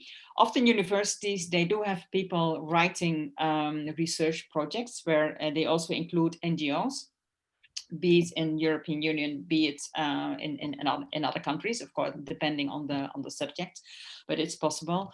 There it is important to have connection with universities or ask them if they want to be a lead in research proposal. Research in this Horizon 2020 is multidisciplinary. That's one of the criteria, but also multi-sectoral. So it has to be in combination with universities and civil society organizations or business or whatever, but not only universities. For NGOs, it can be very interesting. I participated in 3. I mean, I was part of it in 3 of this kind of research programs. Often it's 3 to 4 years, so you can do something. I think the one on environmental justice that has the deliverable of the environmental justice atlas and a lot of really rich resources, publications done throughout the whole 4 years, even books on ecological economics, I think is really interesting also for an NGO. DG development, of course, that is about development. It's about international cooperation. SDGs are a fit, is a match. So it is so you can work on as a development organization in Europe on the SDGs, also on the environment, etc. So I think it's broader than the, let's say, the traditional development work that was done years ago. DG Environment, the LIFE program, most of the money is going to organizations that are quite settled already, which is the EEB, WWF, Friends of the Earth. I mean, they have their yearly, 2 yearly programs there. That is something that, let's say, that is fit to kind of core finance funding for those organizations, the European federations. But still, there is an opportunity still left. So I can only say, well, go to the website of the European Union if you're based in the European Union, because that's only for European NGOs, and try to find allies in other European countries. It has to be a European project or a European project in relation with the outside world, but it's never just a Dutch or just a French project. I mean, it is European. FAO, I know less about that, but they also give grants for the work that is related to their program. UNEP, well, this capacity building workshop is partly financed by UNEP. Stakeholder Forum has a memorandum of understanding, and then you can have this kind of funding for doing things with them. United Nations Environment Program, they also have offices, and that's also the same for UNDP. Of course, they also have regional offices. The UNEP office in Geneva is working with the UNECE region. They also have lines of funding, but there it's also very important to have your personal contacts with them. And often they also try to detect organizations that are for them interesting to work with.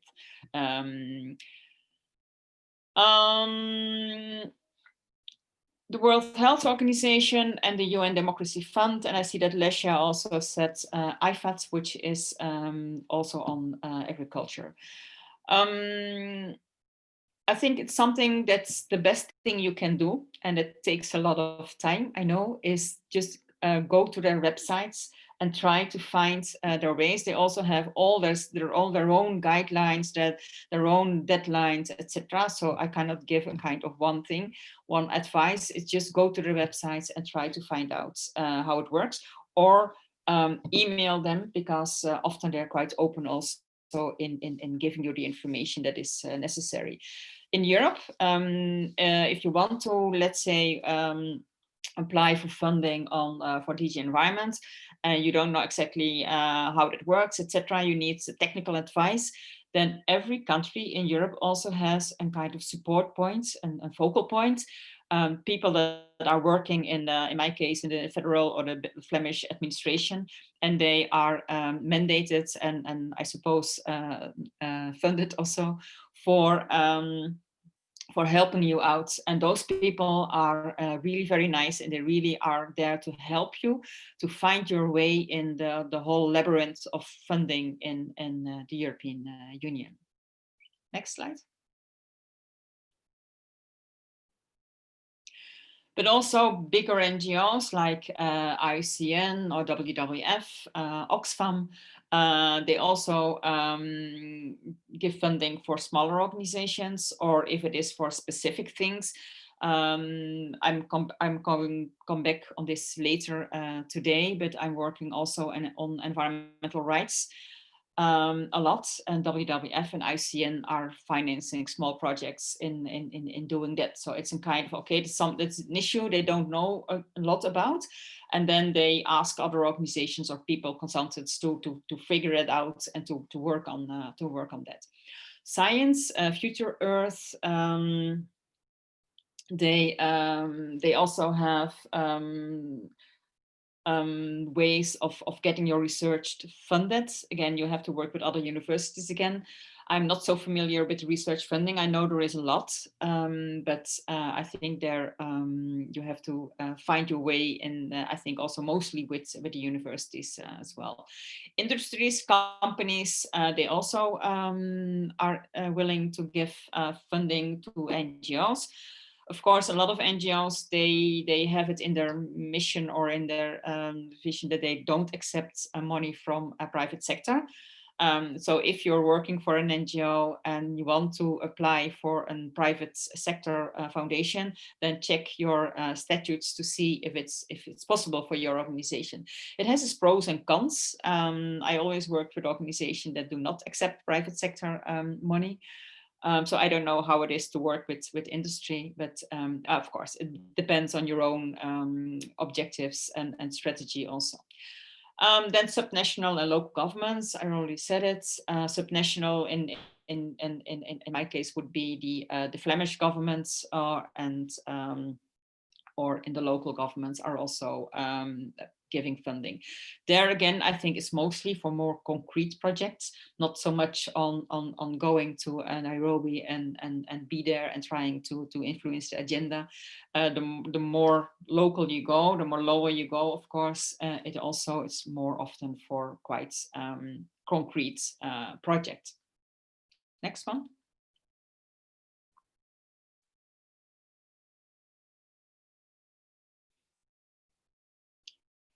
What is getting more and more visible is the crowdsourcing.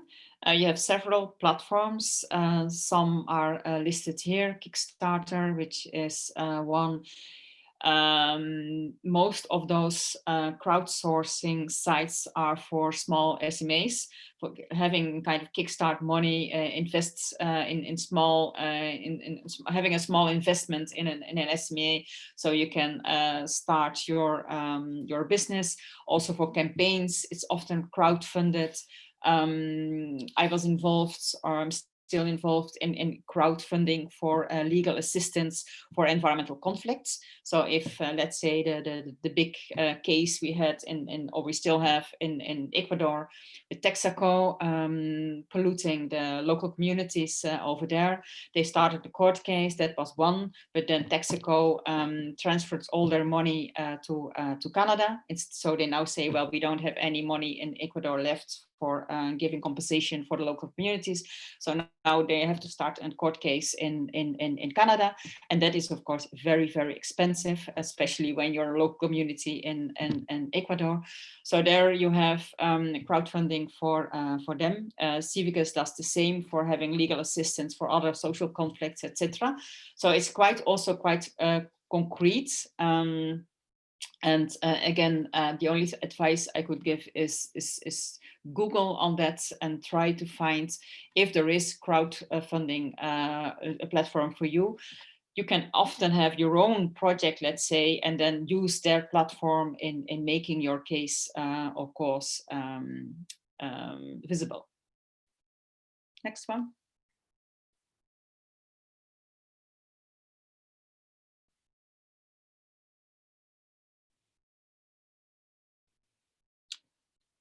I think this is also quite obvious, but nevertheless still very important. As I said, I received in my earlier life a lot of projects, and then very obvious things are forgotten.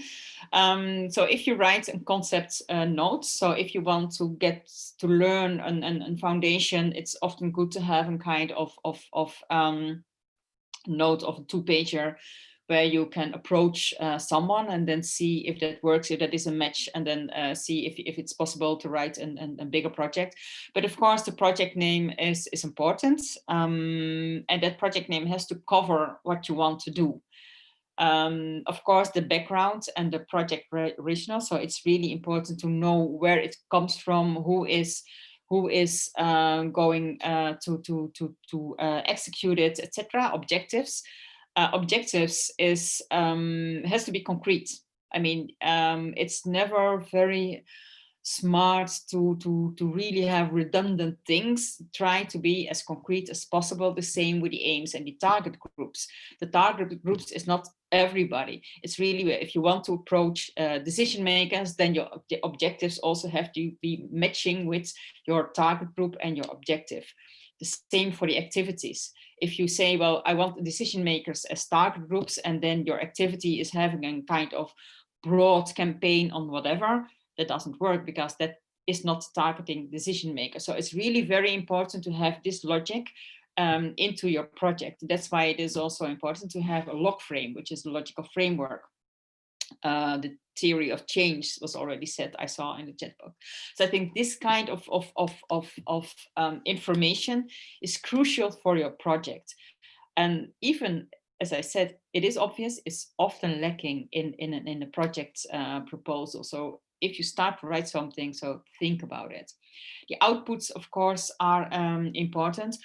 For our work, the process work, so going to INEA, following up a UN process, etc., it's very difficult to say, what is my output? My output is, well, I was 2 weeks in Nairobi. I maybe managed to see member states, etc., but it's very difficult to put that in a project. So then you really have to have an output that is maybe vague, because it's very difficult to say, well, I'm going to change that resolution paragraph something. But I mean, it is important to at least have as an output that the process that you are following, that you're also having that process when you come back to your country, that you also have a kind of follow-up of that process there, so it doesn't stop in being in UNEA or something. The budget, of course, is important. The currency you have to add. So don't think that the whole world counts in euros or dollars. You have to put the currency there. And often you also put who is co-funding the project, because it is always interesting, and sometimes it's even necessary. And one of the criteria that it is funded by more than one foundation or government. Next one. The Q&A and a comfort break. Charles, up to you. Lyda, thank you very much. Jan Gustav and Felix, if you can please come back in. All three of you have tremendous experience with fundraising, so this is a good place to get some questions answered. Lyda, one of the attendees has asked if you could repeat the funder you mentioned that focuses on circular economy.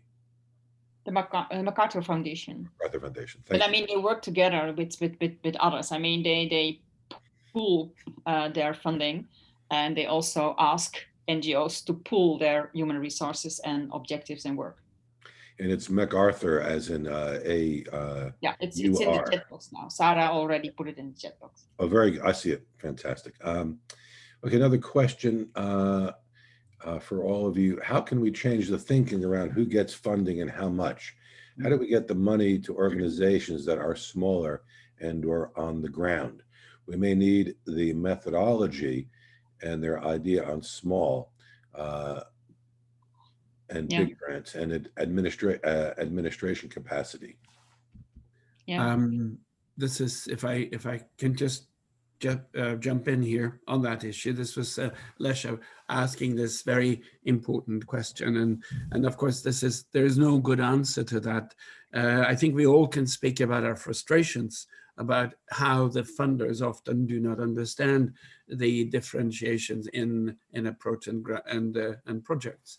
So it's not an easy answer, but I think Lyda has pointed, and Felix also pointed, as well as that I, the need to have personal relations and have good relations with people who are in key positions and explain the background to these projects, perhaps even more so than we can do on a two-pager or a detailed log frame overview of the project. I have found in my many years as also a fundraiser that this has been the most frustrating and mind-boggling part of my work. But once you succeed, it's also an incredible pleasant feeling because suddenly you have something to work with. There are two elements that I have found consistently being difficult for funders to understand, and Lyda spoke about one part of it, and that's process work we're doing. And I was thinking, what's the outcome of our participation in UNEA and how do we do the output? Well, we spoke 33,000 words. Maybe that's an output that could be sort of listed there. But of course, it's almost a laughing matter. But one of the reasons why the large organizations, and here I'd refer to the large aid organizations, which has sort of been in the forefront of all funders for the past 3 decades, they use their administration money to go to these conferences, and then that's why they have also been quite influential in continuing to get funding. And if you have a grant of $5 million, 10% administration will allow you to go to a lot of these conferences that are process oriented. So I think this is one thing we need to keep badgering about. The process and the participation on these elements are extremely important, and that's where we can do this over the famous coffee meetings or bilateral meetings. The other part which I have found difficult for funders to be able to give money to is the follow-up sequence. We can start a project and we can carry it out to a certain timeline, but then there's a follow-up. And the follow-up is very often neglected, again, because maybe we're not good enough to make the connections between the elements of a project, or maybe the funders are so engaged in big time projects that they fail to see the necessity of follow-up and the outreach here. So there are a number of frustrating elements that I think Lyda has covered, but those of us who have tried to break through this sound wall of making this understood know that it's long, tedious, and again, consistent work. And with competence, you can actually convince them to do that. What can I say? Don't give up. That's what we have to do. While you're looking for another question, I've put in the chat box the sdgfunders.org, which is where all the foundations that are engaged in SDG work log in which country they're working in on a particular SDG or target, how much money that they're giving. And in many countries now, they've created SDG funders platforms. So in Ghana, in Nigeria, in the Arab region, there is a funders network for SDGs, which you should engage with as well. I've also put an example of a theory of change in the chat box. And on crowdsourcing, the success or failure of crowdsourcing is not on the idea. There are many great ideas. It's on the network that you can get to of people who might be interested in funding that. And if you don't have a big network, a big enough network, then you'll find that you won't get funded. So it is about having the email addresses and etc. of a very large number of people, of which a small percentage will contribute. I'm gonna, well, one final thing, I'm putting into the chat box also the Belmont Forum. The Belmont Forum is all the science bodies in the world, or most of them, and then they have tenders for particular areas. I've just won one on disaster relief with UNC, so we're working on that. But it, as Lida said, it can be with local NGOs or whatever. So it's another level of engagement. The Belmont Forum's headquarters is based in Uruguay, so it tends to have a developing country perspective. I'm just going to make a point that we're running a little bit late, but there's a very a good question in there that I think is important to respond to. How do you cultivate meaningful relationships with funders? I think it's mostly, well, first of all, I think you have to know what they want. So when you call them, that at least you don't have kind of general questions. Oh, are you working on the environment or whatever? I mean, those kind of information you need to know already before you approach them. And then I think it's mostly about, well, this is what you want. I mean, you want to have work on having people involved in democratic processes or whatever. And then you can say, okay, I see that this is very important for you. We are working on that. Is it possible to have a meeting on that, or a phone call or whatever? So I think it's good that you approach them as a kind of, okay, can I help you with something? Instead of, okay, you have a pot of money and just give me something because I have very important things to do. So I think it's really the way you communicate with funders, because as I said, funders also have their own objectives, their own way of thinking and strategy, etc. So it is important to respect that at least. And you can be creative, of course, but I mean, it's from that point of view, you have to start your communication with a funder and not just send the project and say, well, what I'm doing is absolutely necessary and needed, and I need your money for that. So that is not going to help, I think. So that's why I think a meaningful relationship is having a relationship with a funder that you can say, okay, we work in partnership for a same goal we both have. I think, just to add to that, I think that, you know, Lida said this in the presentation, you need to do research. And so you need to look at what the funders' priorities are. And if you are able, so for example, with Ford, it does have the list of who the people are and who's in charge of what. And if you go lower, it even gives you the at least the staff that work in a particular department. Google them. Look at their LinkedIn profiles, see what they've been interested in, because that will give you an insight into their interests, so that when you're engaging with them, it's not just engaging with them because you've got the best project since sliced bread was invented, but you also are interested in who they are and what they may have done in the past. And that kind of personal thing just changes the dynamics. Now, obviously, it's not possible with a lot of the funders to do, particularly now, to do in-person meetings. You can do them on Zoom, but it's the in-person meetings when that comes back, which are where you can do it, very useful to do. Now, particularly because, for example, if you're going to the big US foundations, it would have to be that you're visiting New York, or they're not all even based in New York. I mean, most of the ones on plastic are based in California. So depending on your issue will be depending on where you're going, and you may not be able to afford that. So you have to think around constructive ways of doing that. So in your emails to them to ask to have a conversation on Zoom, you know, I'm not saying you start to, you know, completely make it clear that you've looked at their LinkedIn profile or you've tracked them down, but some echoes of appreciation of who they are as an individual does you no harm to get that first meeting. And I'd like to add to what Felix said at the end here, and also what Lyda has emphasized, and what we have said all throughout these 2 days. We're dealing with people, and like delegates are used to be approached in lobby context on policy issues and thematic issues. Funders will be used to being approached on funding issues because that's their job and their position. But no one likes to be embarrassed in any context, be that on a personal level or, or on a public level. So, you know, act in a decent and polite way, but then come in with concrete project proposal that fits the work profile that of the people that you're approaching. We don't like to have our time wasted. None of us do that with nonsense.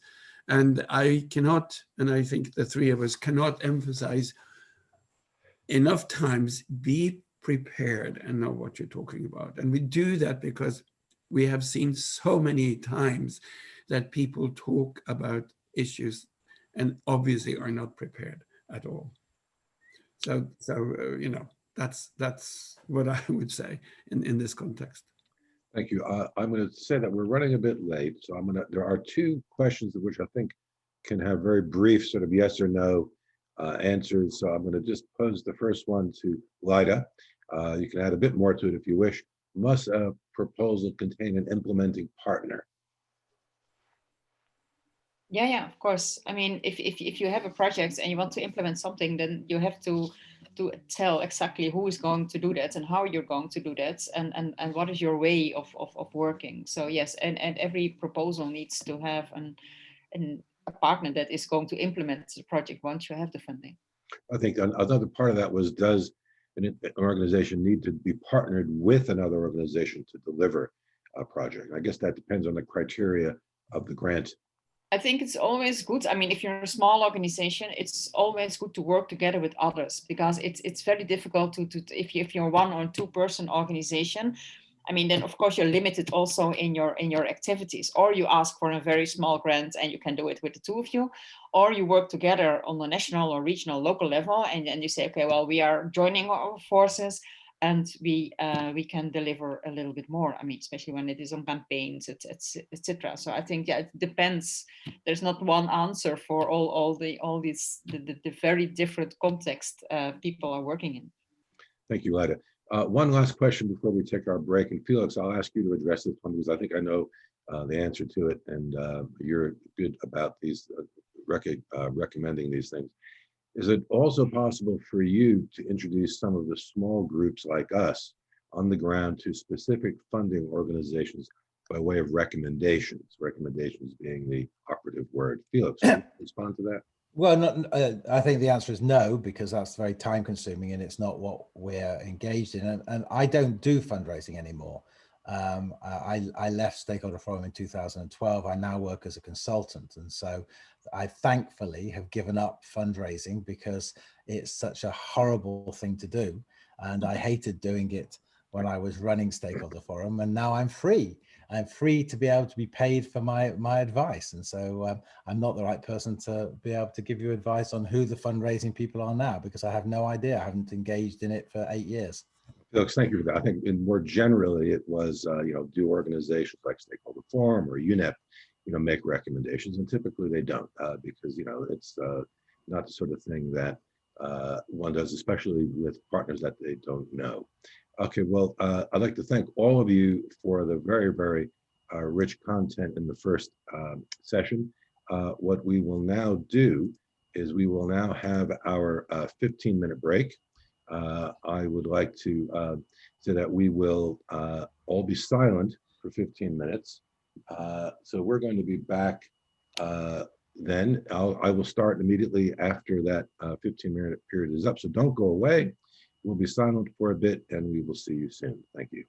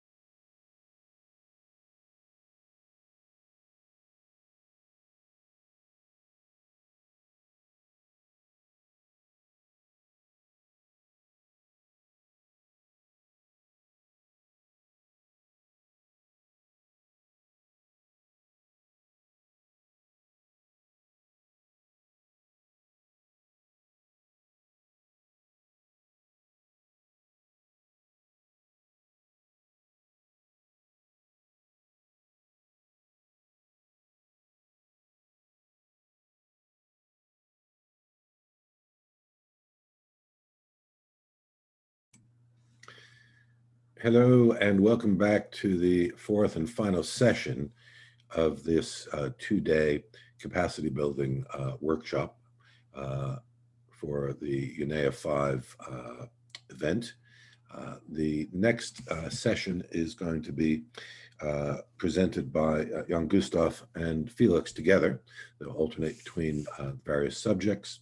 So I'd like to invite Felix and Jan Gustav to activate their microphones and cameras. I see you're both there. Thank you very much and welcome back, everybody. I will now hand the floor over to Felix and Jan Gustav, and I'll advance to the next slide. Thanks very much. I'm going to start us off. So the first substantive slide. Yeah, so just to give you a kind of overview, there are different kind of I guess, versions of what we're doing at different places. So multi-stakeholder partnerships are basically between a number of partners. So it could be a government, the UN, a number of stakeholders, or it could just be a group of stakeholders that are trying to deliver something. And they're, if you're addressing the SDGs, they're registered. Then you can register them on the UN website. So they're working together to deliver one of the SDGs or to deliver one of the targets. That's a particular version of what we have. Voluntary initiatives are those commitments that individual organizations make. And that was prevalent for Rio +20, but it's also been prevalent in the UNFCCC process. So in the run-up to Paris, the Secretary General held a conference pushing the idea of individual commitments from companies, from local from stakeholders. And then public-private partnerships are really a contractual arrangement between a single or several public agencies. It could be the federal government, a state, or local, and usually to private sector, though there have developed now more recently with subcontracted NGOs doing specific work in those particular areas. There is an initiative that the United Nations Commission for Europe, UNECE, have taken forward, which is a set of principles for PPPs for SDGs. And they're looking at a number of those principles being enacted in any PPP process done to engage in SDG work. And so it's definitely worth looking at the UNECE website. And in May last year, all the other regional commissions signed an agreement to start similar types of processes in their area. There's a commitment under the Addis Ababa Action Agenda for a set of principles at the global level. That's not going to happen. There's no interest for member states under the Finance for Development process of developing that, but definitely the work at the regional level offers a much better way of ensuring that local or national organizations can have an influence on those sets of principles. Next slide, and I think it's Jan Gustav. Mm-hmm. You get the next slide up. He has got it up.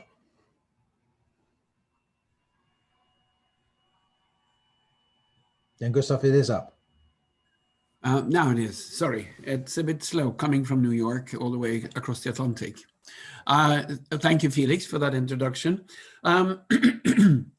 Yesterday, when we spoke about elements of the UNEA, and we focused on the program of work, and we talked about the medium-term strategy, we said we'll come back to elements of this tomorrow, and tomorrow is today.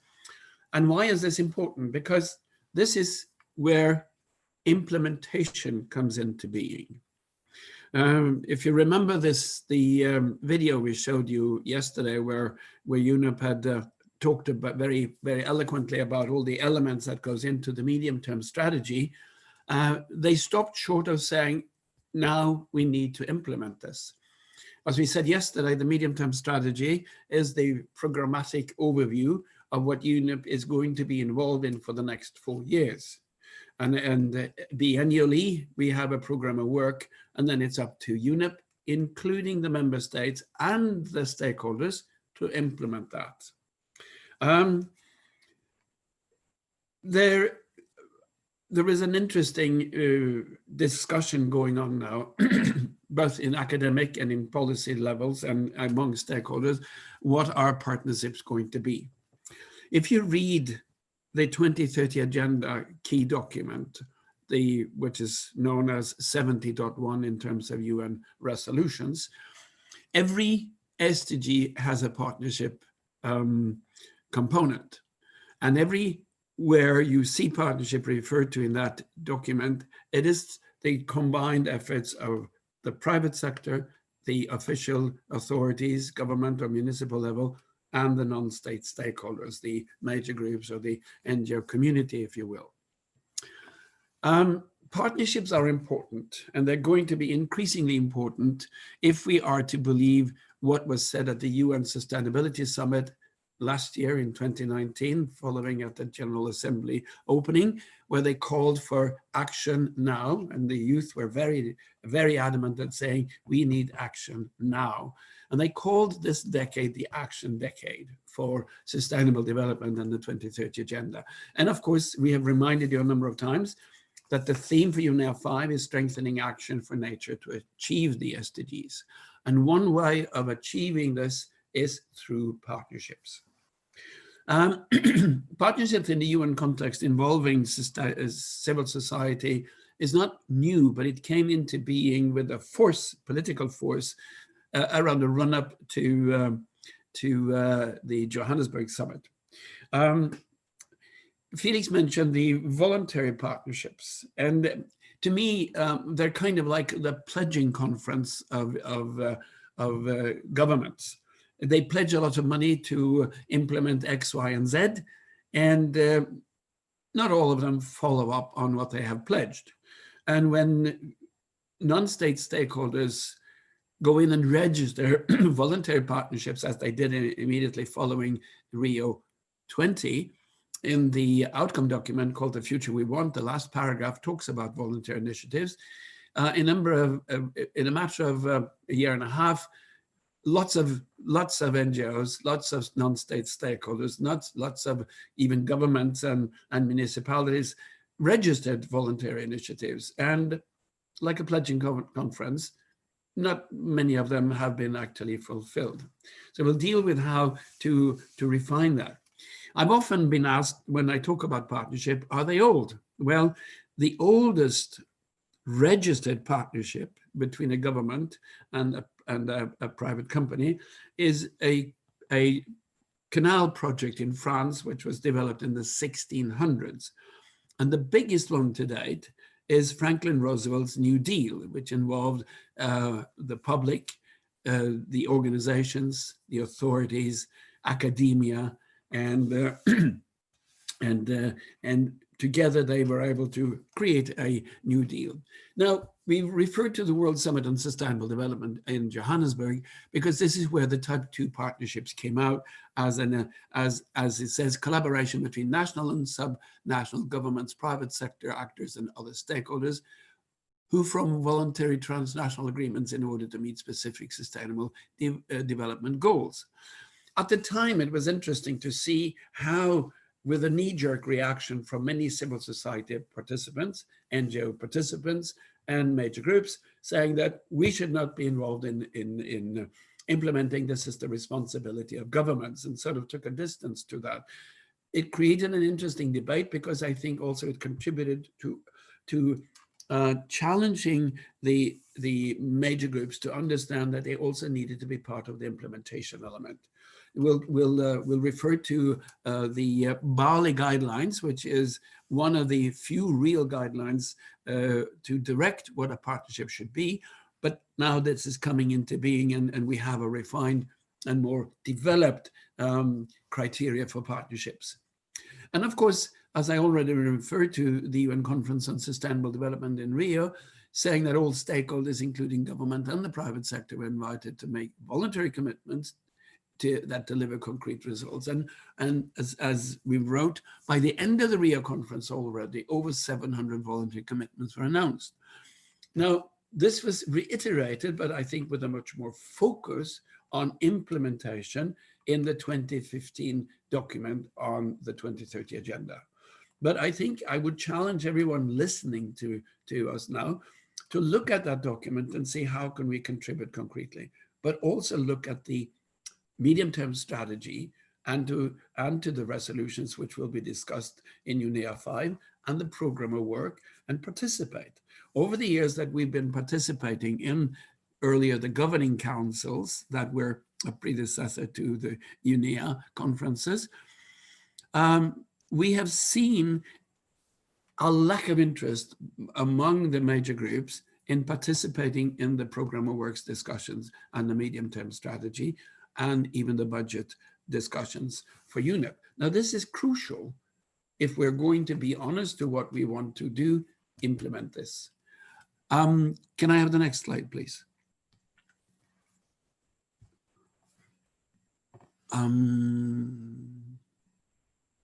It's coming across from the Atlantic. There we are. The third international conference on the small island developing states, which led to the Samoa pathway, which is an interesting document, which I recommend reading because it talks about, in a very operative way, how the so-called civil society, which is referred to a number of times, we would of course like to talk about stakeholders because, as Felix has said a number of times, if you talk about civil society, you actually do not include a number of the other parts of the major groups. And you exclude also business, because business is not of civil society. And that's why we often talk about stakeholders in the context of the non-state stakeholders. But this has a very interesting concrete challenge to how partnerships could be developed and how this actually could contribute to implementing the Samoa pathway. Nearly 300 partnerships were registered to that conference. Now, I will make a little interesting comment to that partnership because in preparing that conference, the member states invoked the so-called no objection rule. And I referred to that yesterday. The no objection rule was and is no rule. It's a mechanism to actually, in my word, to really look hard and deny access for some of the NGOs they don't like. So be aware when you look at conferences you want to participate in, if that word is the participation of the non-state stakeholders or NGOs or major groups are subject to the no objection mechanism or rule, as it's often called, because that is going to be an exclusive process. And it's a bit, in my case, it's a bit counterproductive, because if member states want to involve the people through organizations to implement these things, then they should also allow any bona fide NGO to be, or non-state stakeholder to be accredited. And I think that's over to you, Felix, for the next. It is, yeah. Next slide. Just a couple of things. There are definitions of civil society that do include business. So one of the problems with using the term is it seems anyone can define it the way that they want to define it, which is why, again, we don't tend to use it. If you're interested to see which partnerships, multi-stakeholder partnerships are in your country, you can go to the UNDESA website, you go to the partnership section and search for the country, and it'll give you a list of all the partnerships in that country. So if you're thinking of doing something in a particular issue, see if there already is an established partnership that is doing something similar which you can engage with. Next year, there will be the World Food Systems Conference. So it's an initiative of the Secretary General, just like the one on climate was before Paris. So it's not a member state-led process, but they're expecting to have voluntary commitments, and they're expecting to have multi-stakeholder partnerships as part of the outcome from that. And so there are lessons to be learned. And Jan Gustaf and I have been involved in the partnership discussions since it was initiated around the Johannesburg process in 2001. And the idea was type 1 is the policy commitments and the targets and goals, and part 2 or type 2 is a mechanism to help deliver it outside of original or already committed responsibility of governments to their ODA contribution. So it's meant to be an additional commitment. There was a review of the process done by Marianne Bijstrom in 2014, and she looked at the partnerships that were established at Johannesburg, and she found that 70% of them were inactive or were useless, and that most of them were from OECD countries, which was not the objective, at least in Johannesburg. And there was little quantification of what they could achieve and very little funding that was made available. Though I think that the main reason for that was the aftermath of 9/11 and all the additional money that shifted out of ODA budgets to support humanitarian issues around the Middle East. Nitin Desai, who was the Secretary General of the WSSD, World Summit on Sustainable Development, said 1,000 flowers bloom. And Jan Gustaf and I have written a paper for the UN which argued that that was a bad idea, and that what we needed to do was much more cluster the work of the partnerships around similar objectives and aims. And so if you could have the next slide. And so at the moment, the only rules by which there are for partnerships are the ones that were passed in 2003.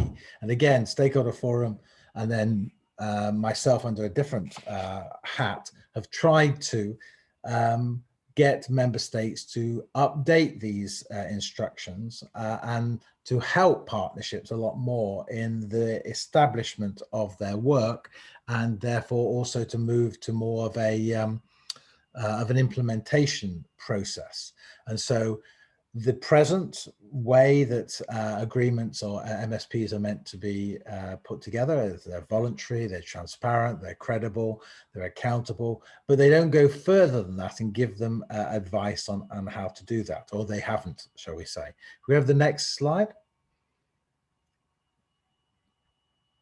So this was Jan Gustaf's, but I think he's disappeared. I guess his internet's gone, so I will present it. So there is no intergovernmental decision for this process that's going on, but it came out of the Samoa pathway, where they made a decision to try and have more quantification of the partnerships, and that the partnerships, if they were going to be registered for the Samoa pathway, they had to be specific, measurable, achievable, resource-based, and time-based deliverables.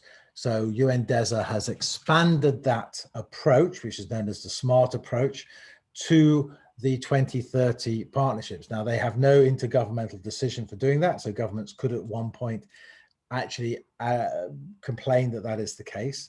And then that's transformed into a set of instructions when you register the partnership. The other thing to think about is that the original, I think it's still the database that you have on the UN website is a mixture of the leftover partnerships from Johannesburg, which were then just brought into the database that we have for partnerships for the 2030 agenda, the voluntary initiatives for Rio +20, and the partnerships that have been engaged for the 2030 agenda. And again, part of that reason for that is that they couldn't not do that because of there was no intergovernmental decision to change that, which means that you're mixing, in a sense, things that are not the same together. So voluntary initiatives are not the same. Voluntary initiative, I'm doing your slides, Jan Gustaf. Voluntary initiatives are not the same as MSPs. If we could move to the next slide. So you're back in a few slides, so I'll carry on and you get back on. Go on. My system crashed. I'm sorry. That's okay. It's okay. We're well prepared for that kind of thing. So we're just looking at 3 of the different initiatives that are partnerships. Those that are working on vaccine and immunization, the Global Alliance has all the foundations, has the governments, has the UN agencies, WHO, UNICEF. It has the stakeholders in a combined platform, and is doing extremely well in the context of delivering vaccine. The second example, which is on the polio eradication initiative, again, it's a platform of all of those. And one of the aims in both of these is the strengthening of the health departments or health systems in the countries that these are being active in. But they brought together, again, all of the initiatives that are engaged in that kind of approach. And so it strengthens it by its nature.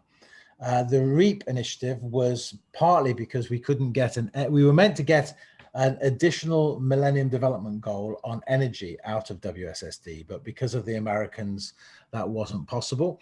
And so the REAP partnership was born, which had an initial target of 5% of primary energy use from renewables by 2010, which had actually been achieved and doubled. By 2009. There was 13.1% renewables, and I think it's 19% now. So that's a great example of a partnership coming together, lots of governments, lots of stakeholders to actually take forward something where the governments couldn't work together. Next slide.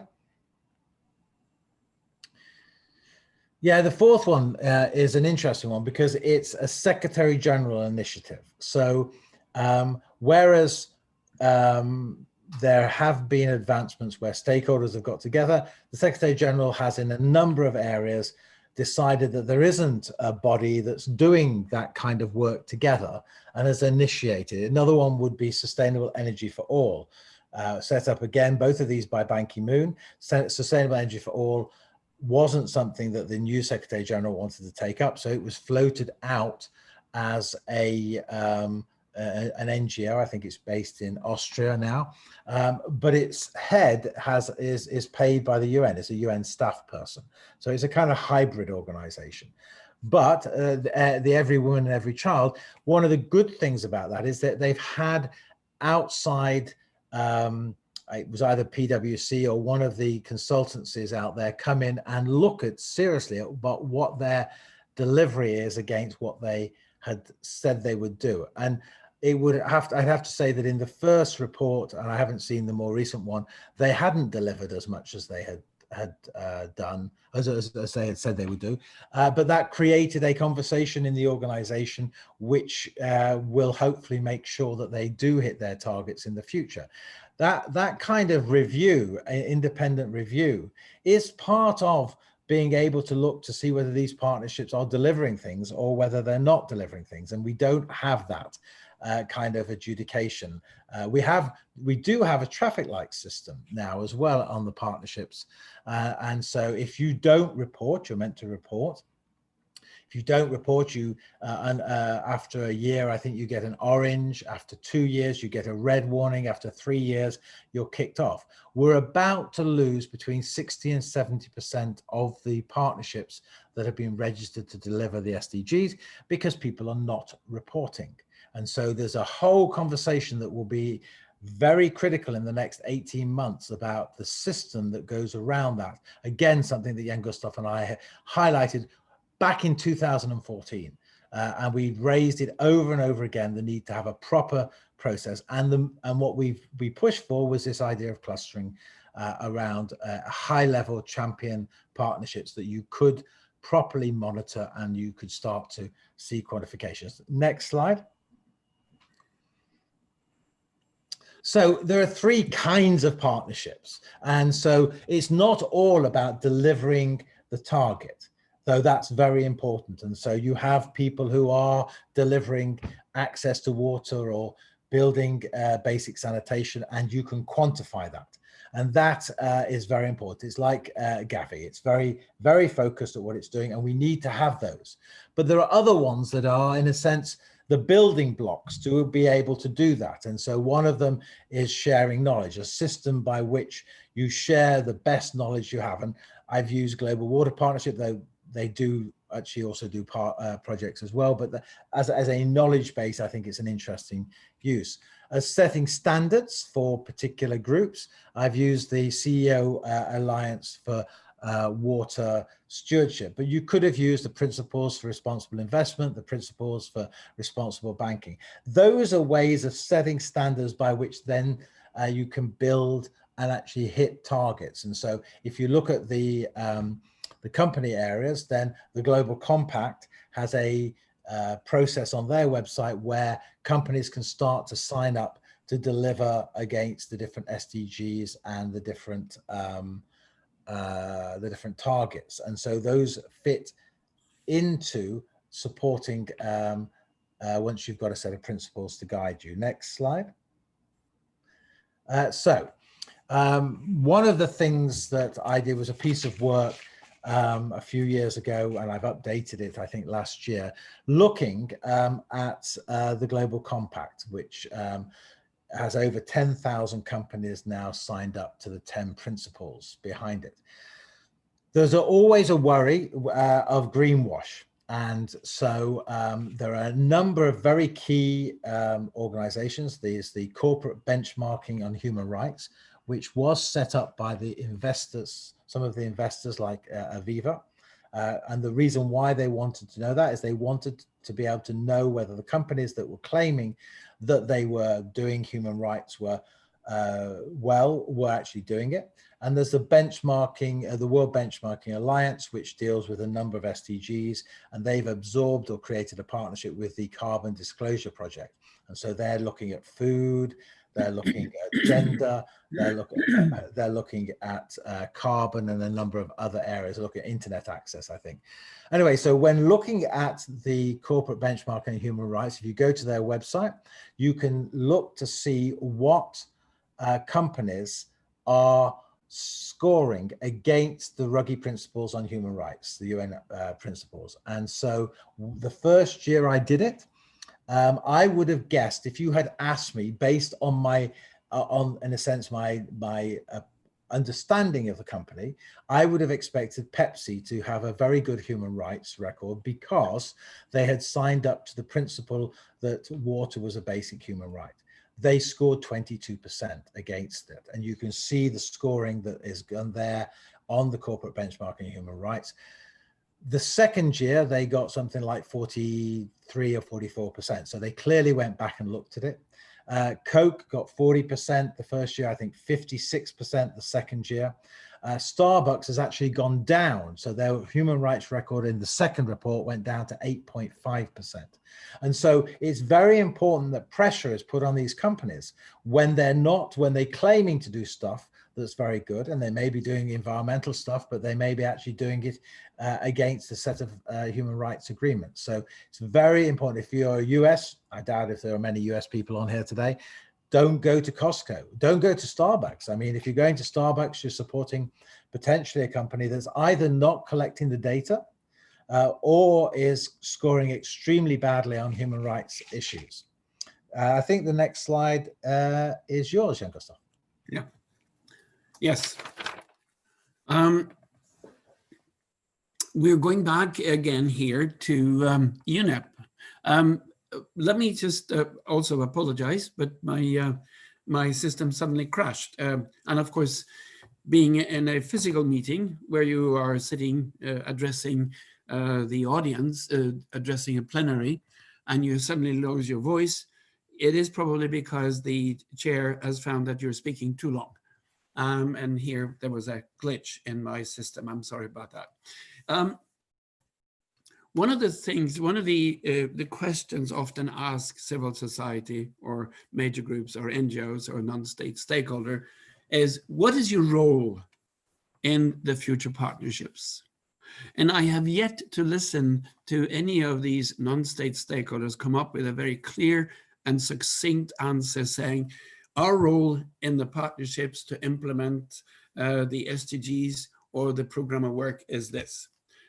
In most cases, the organization will answer, will be a watchdog role, because that's what civil society, major groups, NGOs and non-state stakeholders have been used to do for so many years. And what Felix just pointed to, using the Ruggie principles and look at the companies and their role in partnerships, is this watchdog role that we're used to do. When we're really angry as non-state stakeholders, we are prone to do shaming and blaming, which is an interesting part. But look at this. This is where we now try to pull together what we said yesterday and what we're saying today. It touches upon the program of work and the medium-term strategy, and it touches upon funding, and it touches upon maybe a set of new roles that the non-state stakeholders needs to have. I just read through this. It says, for implementation with partners to be relevant, important, and have lasting impact, another important issue, UNEP must prioritize and invest in internal knowledge management systems that allow for communication, lesson learning, and exchange of best practices. This will enhance the coherence of working with partners across UNEP. So, going back to all you participants and more people that will want to engage with UNEA 5, what will be your role in the implementation of the medium-term strategy and the program of work? Interesting question could be asked. Go back to your country and see, what is your country doing, because they just participated in UNEA 5. What is your country doing in trying to implement what they just agreed to, including the resolutions? Well, this is your watchdog role. But then the next question would be, what are the environmental and sustainable development issues in my country that relates to the program of work, that relates to the medium-term strategy, and how can my organization be privy to this and perhaps start implementing this? Can I have the next slide, please? Working with major groups and other stakeholders for external communication of UNEP's work, this is one thing. And I think this is something that we need to be aware of. So often we finish a UN conference with its exhilarating moments of meeting people who are like us, by meeting people who are not like us that we challenge, by having the useful information, by having the side events, by exchanging information. And after 2 hard weeks of work with very little sleep, and where adrenaline is the majority that keeps us awake the last 4 or 5 days, we say, Mike, thank you, it's over. And then we forget it. No, this is when you actually start to communicate UNEP's valuable work. You've been to the exam, you've taken the exam, we've passed the exam, now we start to work. Too often UNEP produces high quality and useful work that has not maximized this with an integrated communication strategy. Yes, to ensure wider impact. You know, it's an intergovernmental organization. UNEP has to respect the framework in which it's operating. And one of the big issues is their sovereignty of the countries. How far can UNEP go with its old policy divisions to push countries into implementing this? Well, communication strategies should be drawn up and relevant partners identified at the programmatic concept stage. Early engagement. But this is another very important area where actually the non-state stakeholder can play a role. Emphasis should be placed on tailoring messages to relevant stakeholders, establishing partnership with educational institutions to access children and youth, utilizing the stakeholder engagement handbook, which exists and which is interesting read and good read and learning read. So we have a multiple set of obligations to be partners with UNEP. And to date, not many organizations have actually been in this role because of reasons that I could talk about, but I don't know if there's any substantive studies done on this. Could I have the next slide, please? Forming strategic partnership with major groups and stakeholders at sub-programmatic level, which form the overarching direction for projects and activities. Avoid fragmentation, enhance UNEP's impact. Strategic implementation partners should further contribute to policy and governance, experience and lesson learned. Narrowing the gap between these two groups will ensure policy better reflected lessons learned. All of these elements must come together in a partnership. And as we just talked about how to fund our organization. Well, LIDA emphasized a number of elements. Look at your funder, look at your own organization's priorities. And then I would say, if you're part of UNEP work, if you're participating in UNEA 5, and this UNEA 5 will decide on the program of work and the medium-term partnership, then see how you can be actually participating in implementation, in policy development, and use this as leverage to get funding. Sensible timelines, sensible operative issues, and related to UNEP. Look at these elements that we have presented to you, because these are thoughts that you need to put in mind. Felix listed a number of qualitative elements to talk about criteria for developing a partnership. I think the reference here should be also how you develop a partnership and implement elements in the future. The information is available. I think the funders would be quite enamored by the fact that you are taking these into an operative position. And as a people organization, non-state stakeholder, you say that we are now engaged in a partnership with UNEP, and we will implement X, Y, and Z that comes out of the medium-term program, the program of work, and we contribute in this way to implement the SDGs within this decade of action. Next slide, please. The role of multi-stakeholder partnerships are many. UNEP adds significant value where it can play the role of convener in multi-stakeholder partnerships to help deliver the program of work, bringing a range of major groups and stakeholders around the table to discuss, exchange knowledge, develop initiatives critical for the success of UNEP's medium-term strategy and its program of work. You bring to the table, hopefully, in UNEA 5, and even at the CPR, we lobbied hard to open the CPR to participation from non-state stakeholder. And we managed to do that. This used to be a closed circuit meeting where civil society, NGOs, major groups, non-state stakeholders were not allowed. But a few years back, we were able to convince UNEP that we brought some substance to the table and that the CPR and the Bureau and also the plenaries of UNEP should listen to us.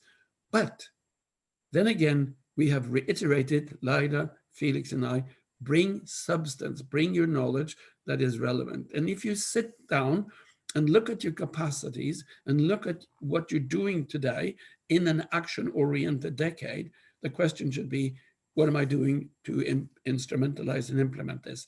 This is interesting information that you could bring to the table. A government's work on a government level. One of the fortes which is always brought into the discussion by civil society, by NGOs, by major groups, by non-state stakeholders is the contact we have with people at large. Well, if you do this on a serious basis, you also bring your constituency into your discussion, then you have something to give in terms of exchange of information and relevant experience. Next slide, please. Generating ownership, providing guidelines for working with different major groups. As far as possible, partnership with major groups should be of equal value to UNEP and to the external partner. Go back after UNEP 5 and look at the environmental challenges, the sustainable development challenges in your country or in your region, and see which of these elements are relevant to the medium-term strategy and the program of work that was just agreed to. And of course, UNEP should respond to this and fully utilize the stakeholder engagement handbook and working with partnerships. But why should UNEP engage if we do not bring anything substantive to the table? There is a mutual challenge here that is not always observed by my fellow non-state stakeholders. And this could be in addition to existing emerging guidelines on working with business, and this could be disseminated more widely. This is program in works, program that is being developed. And we can all participate in that and making substantive contributions, not the least in the upcoming UNEA 5. And next slide, please.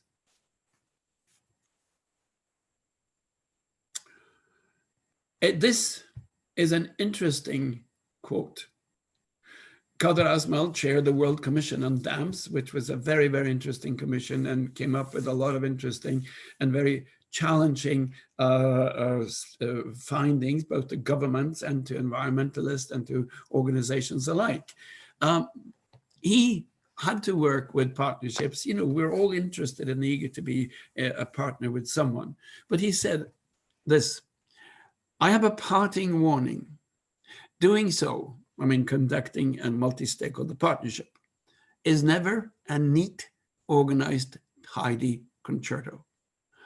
More often, the process becomes a messy, loose-knit, exasperating, sprawling cacophony. Like pluralist democracy, it is the absolute worst form of consensus building, except for all the others. I find this quote very challenging, but you know, in this chaos, we need to make and find the methods, and this is possible with the common knowledge we have.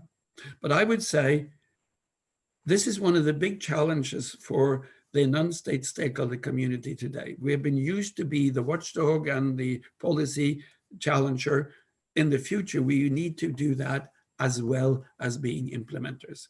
And you should ask yourself, do I have the necessary capacity to be a contributing partner in a partnership under the, for instance, what we're talking about, the medium-term strategy and the program work.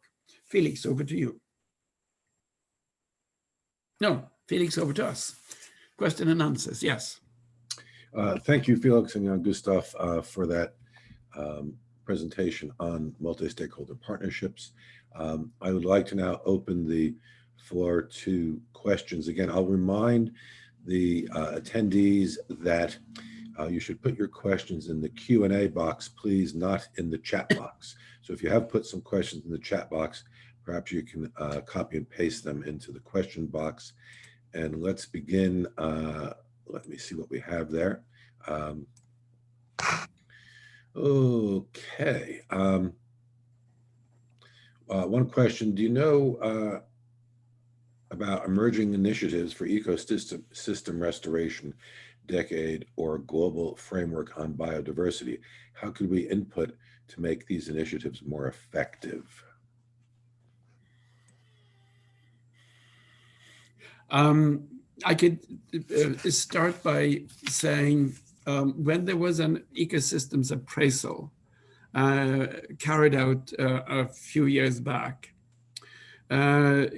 the organizing partners within the UN system invited stakeholders to participate. And he went global, and one had the impression that hundreds of thousands of non-state stakeholder organizations could actually contribute and would do so. The number of participants from the non-state stakeholder arena was dismal. The response level was very low. Now, was that because they felt they didn't have anything to contribute? Was that because they felt that the system they were invited into was too complex? There was no such analysis done. But I have a feeling when I talked to a lot of the organizations that I thought would have been part of this assessment a while ago, they said, well, we do not know or understand the system's complexity, so we felt it would take too much energy to go into it.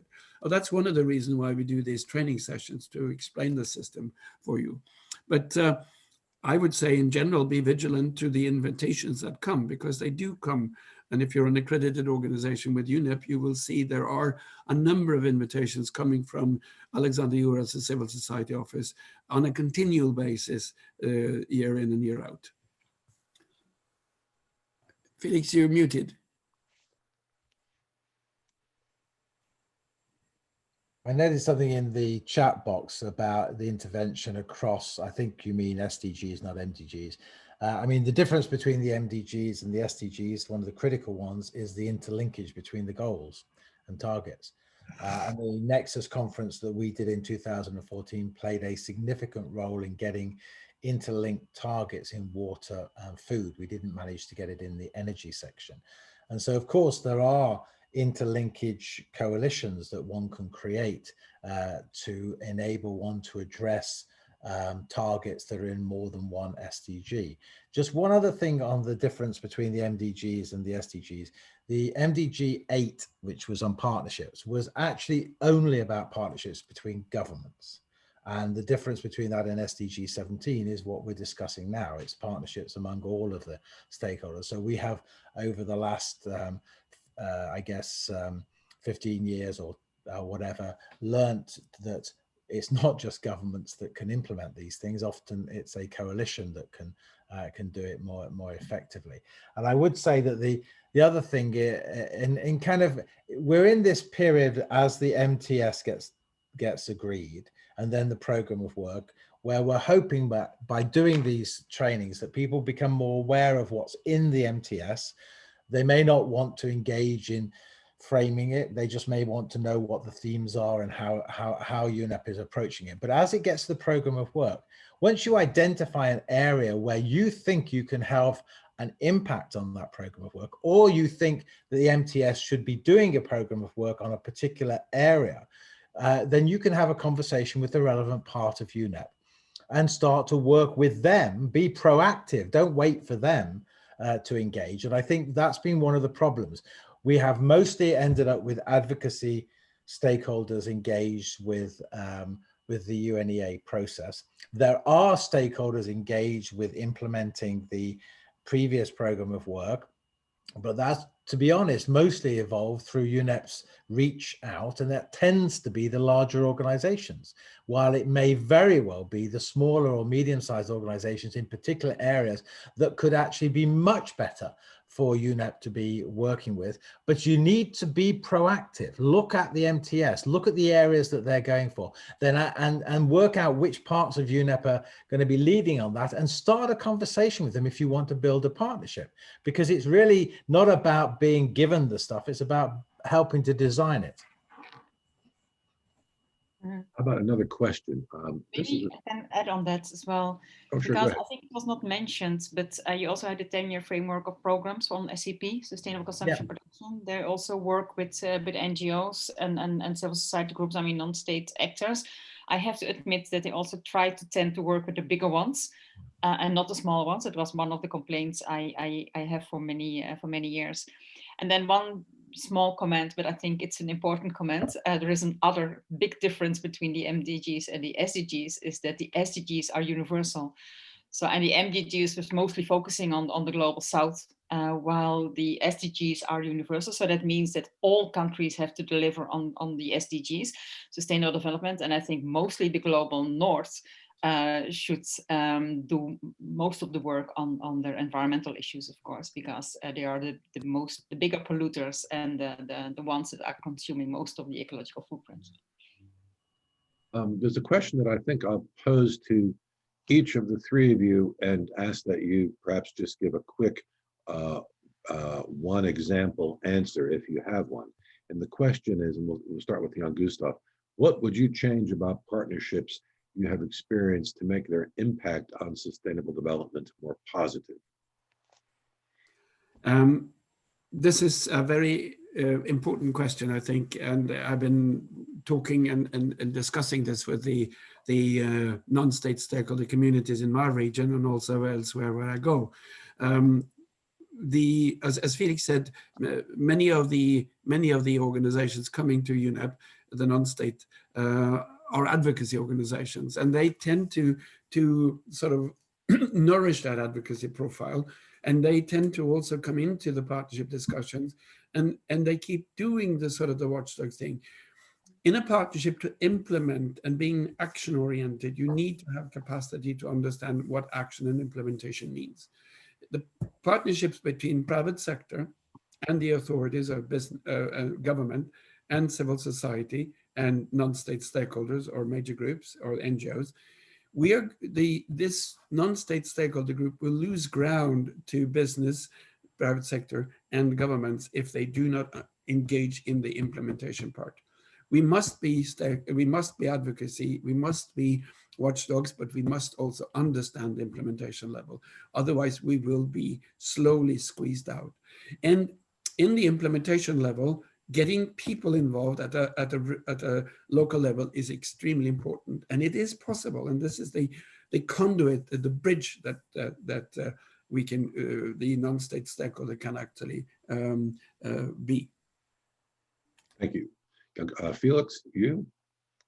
Yeah, I mean, I think you need to have you need to build into the partnership clear objectives of what you're trying to do. And so if you are trying to address one or a number of the targets, then, you know, what is your expectation of delivering that? How are you going to do it? And do you have a proper monitoring and review mechanism where you can start to publish what you're doing?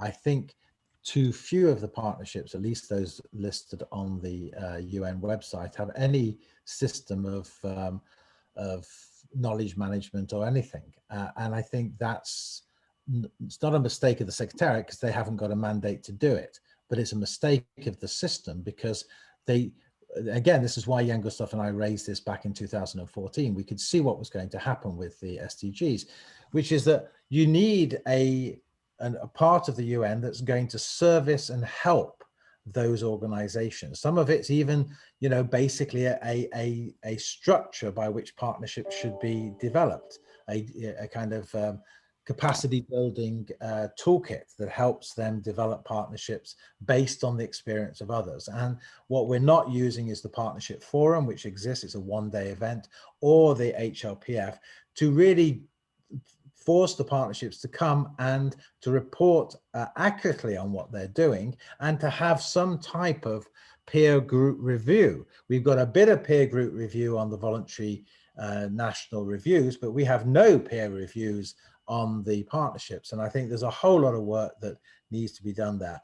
My suggestion for the Partnership Office in the UN, which is not the same as UN DESA, it's a separate part, was that they focused on a limited number of champions within the context of each of the SDGs, so that there could be at least some form of knowledge on how good partnerships like Gavi operate, so that it can inform those that are starting up in a better way. Thank you, Felix.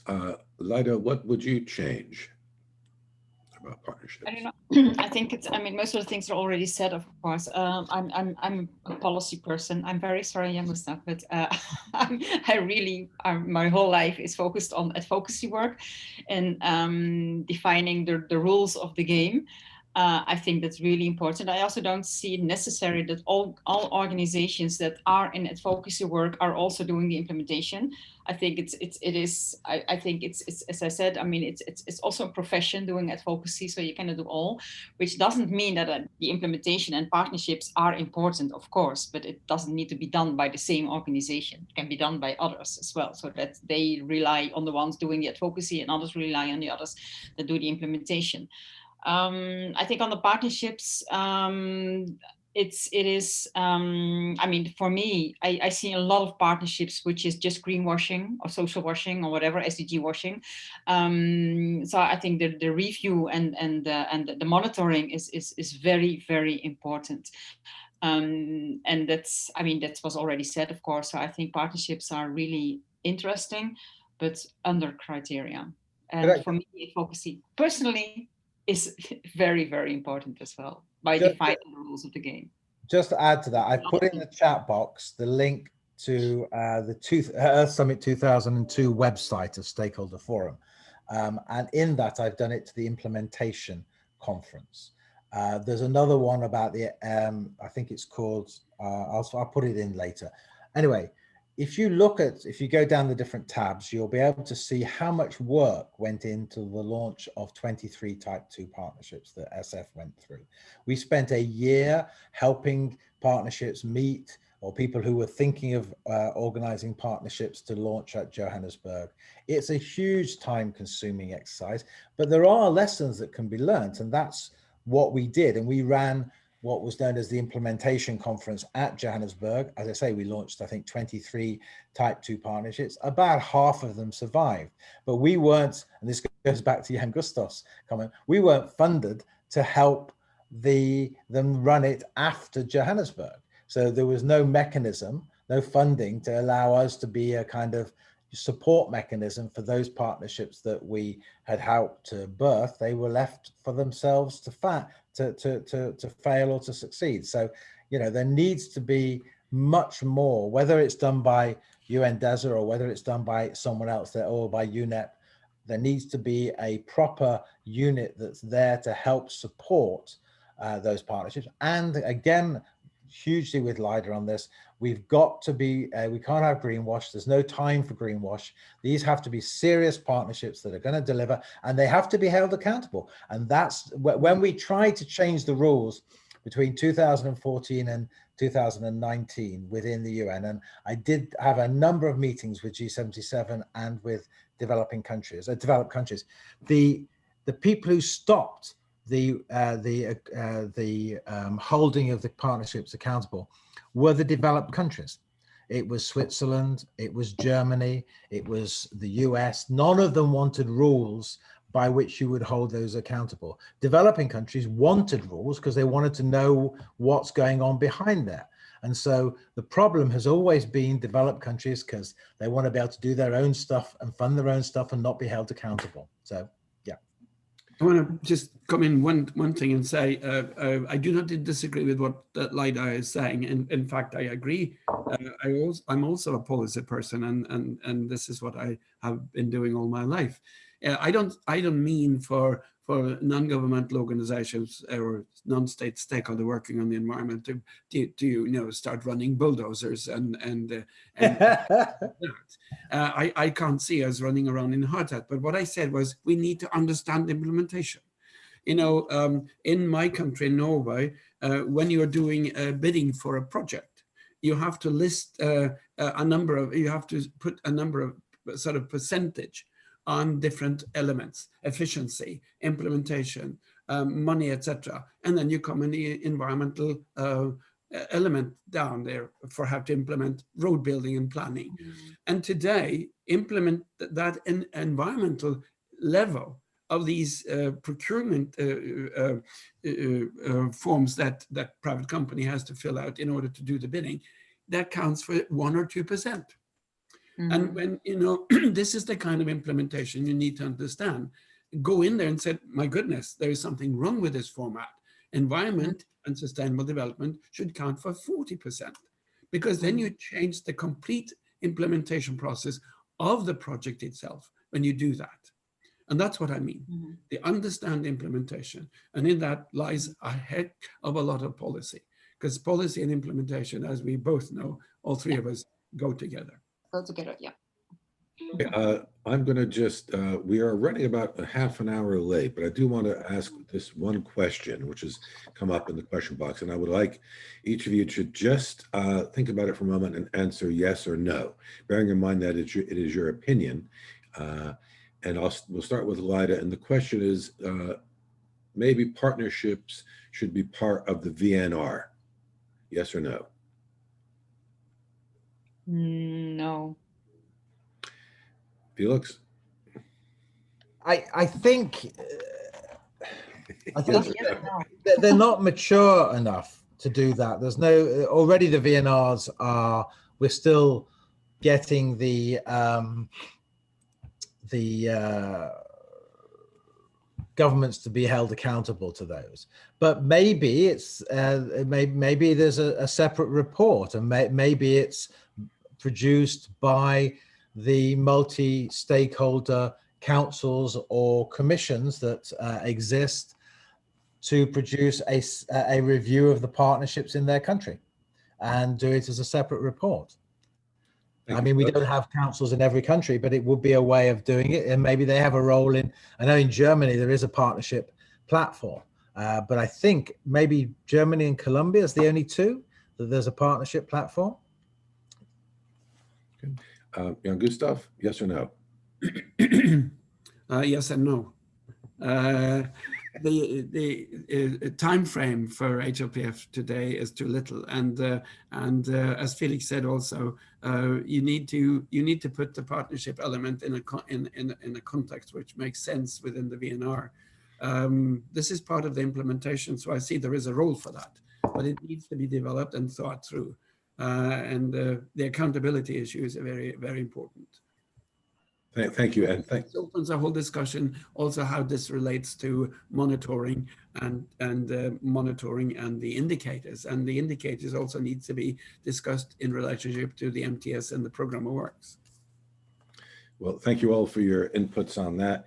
Just as a reminder, we are meant to finish up in about 35 minutes, and we'll try to do that, bearing in mind that some of our participants might have other commitments to go to afterwards. So I'm now going to return the floor to Lida. I will reactivate the screen, and Lida, I'll let you take over with the Global Pact. Yeah. As we are running out of time, I think it's better that we do the two modules or the two things at once, so that I do everything together.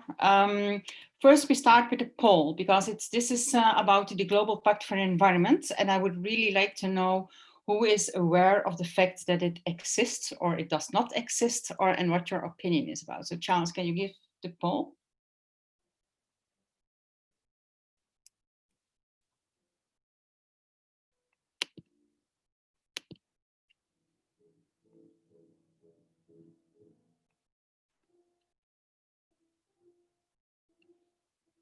Do you see the poll?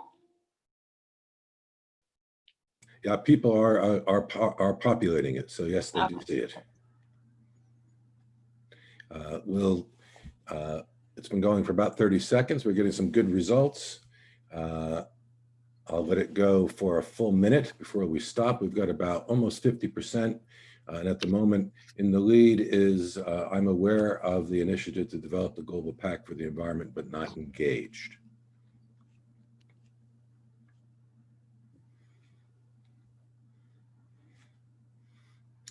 Okay, that means that most of the people know that something is happening around a Global Pact for the Environment. Yeah, and we're almost there, almost at a minute, and I'm going to stop it and I will share it. Lida, can you all see the shared results? Yeah. Okay, we'll save these and we'll share them with the audience. Thank you very much for that. And considering the amount of time that we have left, I'm going to stop with the sharing of the results, and we will now go back to Lida and the yeah. Okay, so next slide. Here we go. Also for me takes a while. Well, the slide is there, but I know what's on. So the Global Pact for the Environment, that was an initiative from the French President Macron. Well, it was not his initiative. It was his initiative to take it to the UN General Assembly. The initiative was by more than 100 environmental lawyers, experts, about 40 countries. They wrote a text, and that was called the Global Pact for the Environment. It was a list of many principles on how to really give rights to the environment and how to use the legal frameworks to protect the environment. One of the lawyers that was initiating this Global Pact was a personal friend of President Macron, and he convinced him to take that initiative to the General Assembly, and that was in May 2018. Next slide.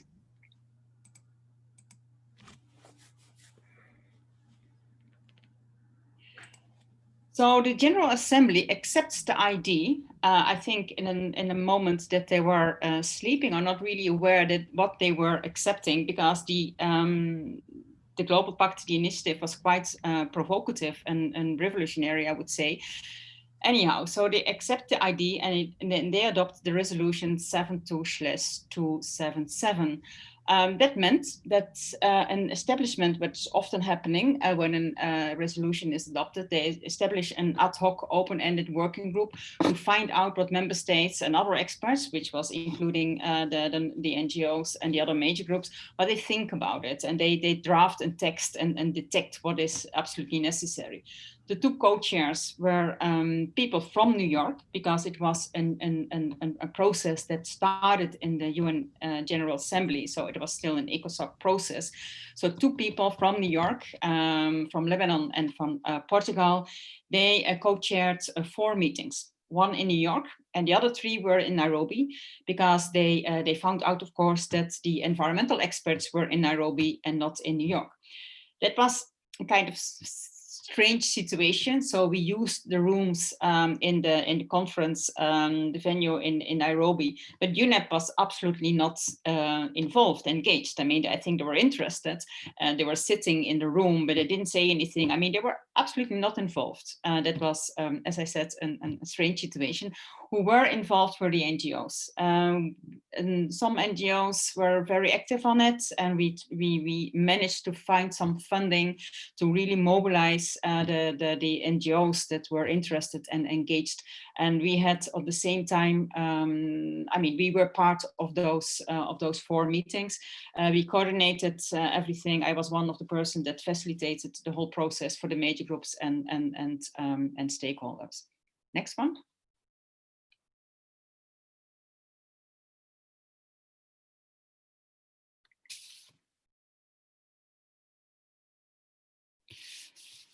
I don't see the next one.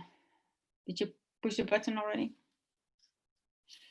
Yeah. So altogether, I mean, member states, co-chairs, I think with a lot of input of the NGOs, they delivered a report and presented it to the General Assembly in 2019.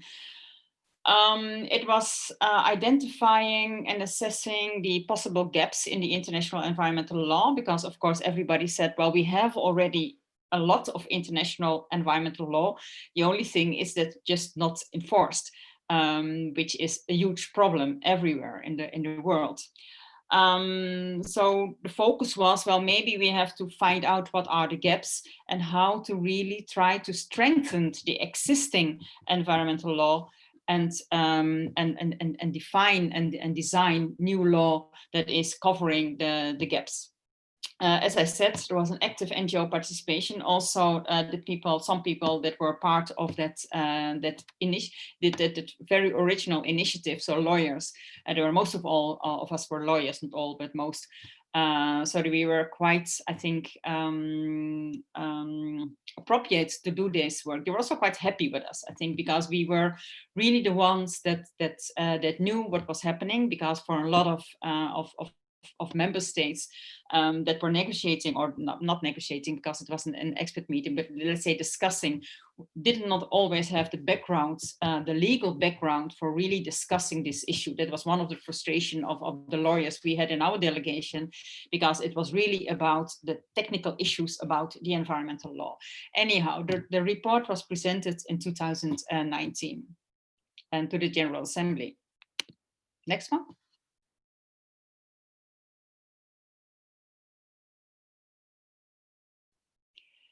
Again, the General Assembly adopts everything, the reports and the recommendations were endorsed, and they welcomed the work of that was done. That was adopted in the resolution that is now called 73333.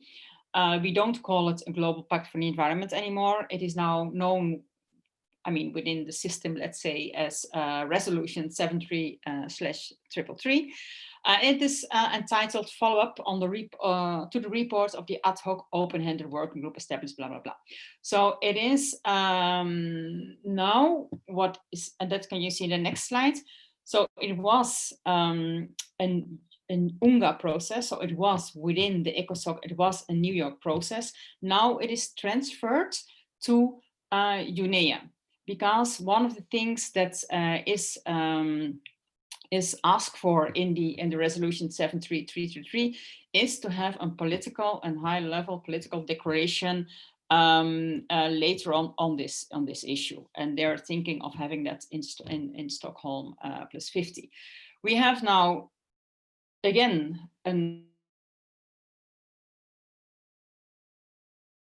substantive consultation meetings are Saklin Seya from Pakistan and Ado Lomus from Estonia. We already had the first consultation, the first consultation meeting that was done from 21 to 23 of July. That was a virtual meeting. Nevertheless, we also as NGOs, we could participate. We were quite active also again in the participation.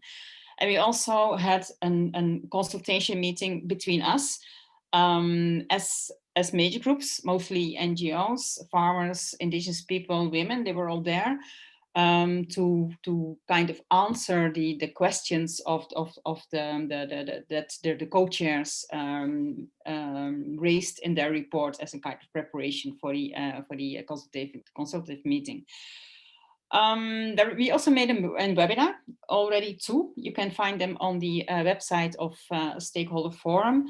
If you go to the Global Pact for the Environment, you see the recordings of the webinar. So there you will find much more information on what it is and what to do. But in summary, I think one of the demands of the NGOs, and I think that was accepted by the co-chairs and most of the member states, is that it's not only about having a piece of paper with the let's say the principles for the environment. I mean, having the as it was in the initial paper and a list of principles to protect the environment, to give the environment rights. What we detected quite soon was that for a lot of developing countries, and not only for the developing countries, but maybe for all the countries, they don't have the resources, they don't have the knowledge of really dealing with environmental rights. We don't have a lot of environmental lawyers. So if there is a conflict on something where the environment is related, a lot of lawyers just don't know where to look because also judges are not aware of it. So what is of course necessary as well is for the enforcement of the environmental law, what you need is also capacity building for judges, lawyers, officials, etc. So it has to go with a package also funded to really make the whole let's say the whole structure or the whole legal framework aware of the fact that environmental law exists. Next one.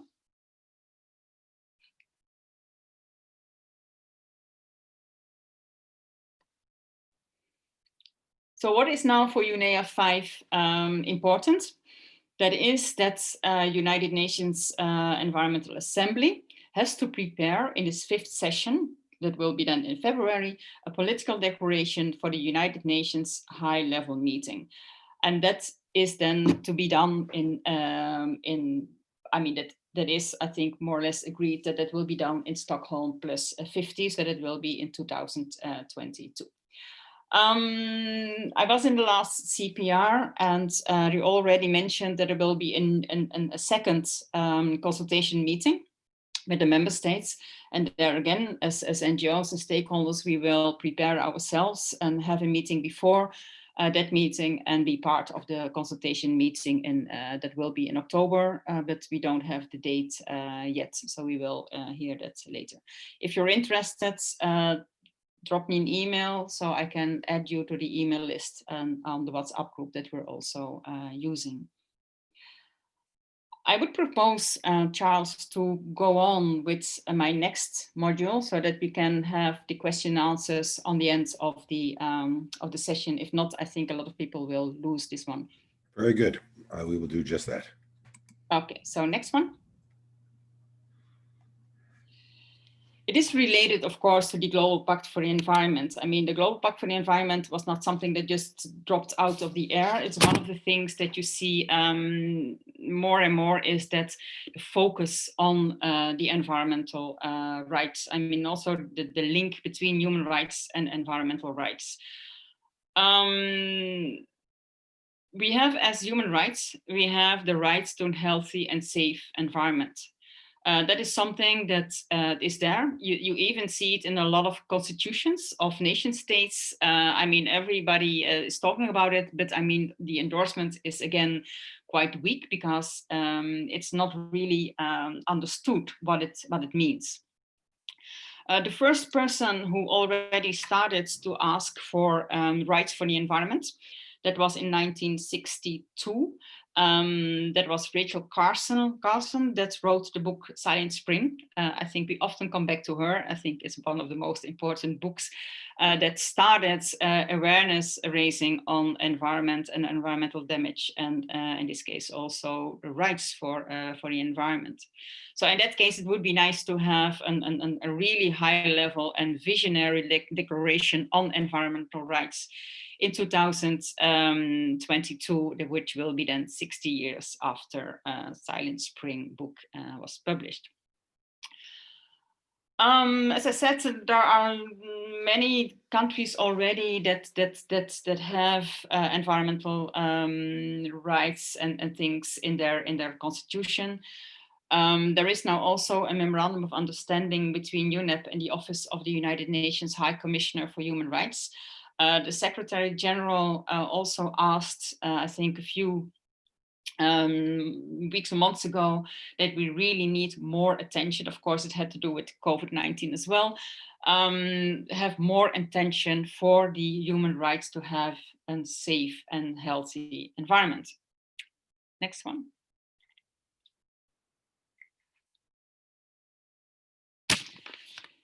The human rights and the environment is something that is also put on the agenda within the UN system, because we have now already two special rapporteurs on human rights and environment. The first one, John Knox and David Boyd. They really did a great work.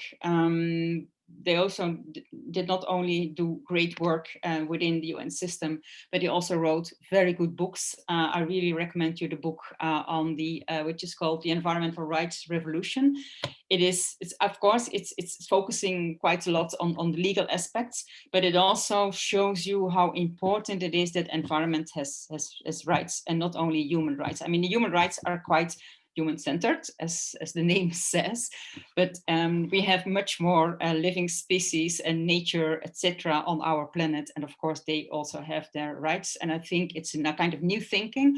I mean, not that new, but I think it's something that is spreading out also because of, as I said, the COVID-19, that we see that we are damaging nature and ecosystems and animals and plants so much that it's explodes in our face if we don't really protect them, and protecting is not enough, it's really giving it rights as well. Next one.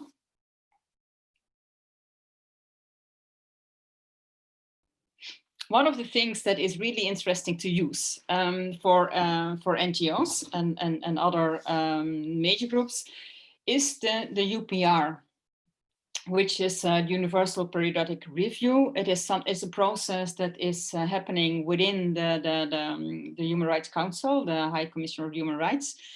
It is every country will be reviewed, let's say every 3-4 years. There is a whole cycle, so every country will have his turn. And the review is about if there are respecting human rights or not. So member states are writing their own reports. You have national focal points for human rights in every country. I mean, normally it is in every country, where they also write reports, and NGOs can also write reports on that. I'm working together with two environmental lawyers to do the experiment with making reports from the NGOs, where we really focus on environmental rights as a human rights, and bring that report to the High Commissioner of Human Rights and in part of the UPR. The first one was done in Holland, because my two colleagues they live and work in Holland. And it was quite funny that there is a case in the north part of the Netherlands where a gas company is I mean, causing earthquakes because of the shale gas, etc. And they are not really, I mean, the government's not really taking care of the people living there because their houses are damaged, etc., etc. Also because in this case, Holland was also not really having or not achieving the targets on climates, etc. So that was also one of the things of the complaints of the NGOs to bring to the human rights, to say that Holland is violating the human rights because they are not doing anything for the victims of those man-made earthquakes, and they are not doing enough for the climate change consequences. That was accepted. So Holland received a kind of reprimand to do something there, which is for press very interesting to know that Holland is violating human rights, because normally only think that a lot of other countries violate human rights, but no countries in Europe. I mean, we're all really respecting all the human rights, which is of course not true. So that's why we really use the environmental rights in writing those reports. I did one with my colleagues in Paraguay. We are going to submit that report, that NGO report that was together with WWF in October, to have that reviewed in May. Yesterday, we also started a process here in Belgium, where we also have some cases that you don't want to know about, and where you really see clearly that Belgium is also violating human rights, but of course with an environmental rights focus. And that, I think, is something new that NGOs and grassroots organizations could really use, because the Human Rights Council is more, let's say, legal opportunities to do, and a lot of things that are discussed in New York or in Nairobi. I won't say it's all voluntary, but it is, of course, has his impact as well, or should have his impact at least. But I think really using this as a strategy for your NGO to have your issues also brought in the human rights perspective, I think is a very interesting one. Next one.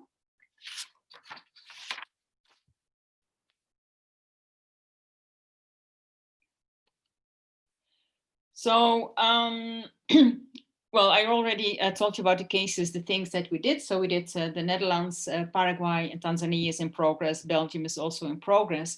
But let's say what is new on this is really that things, and that is not something that is very rare. I mean, land grabbing, deforestation,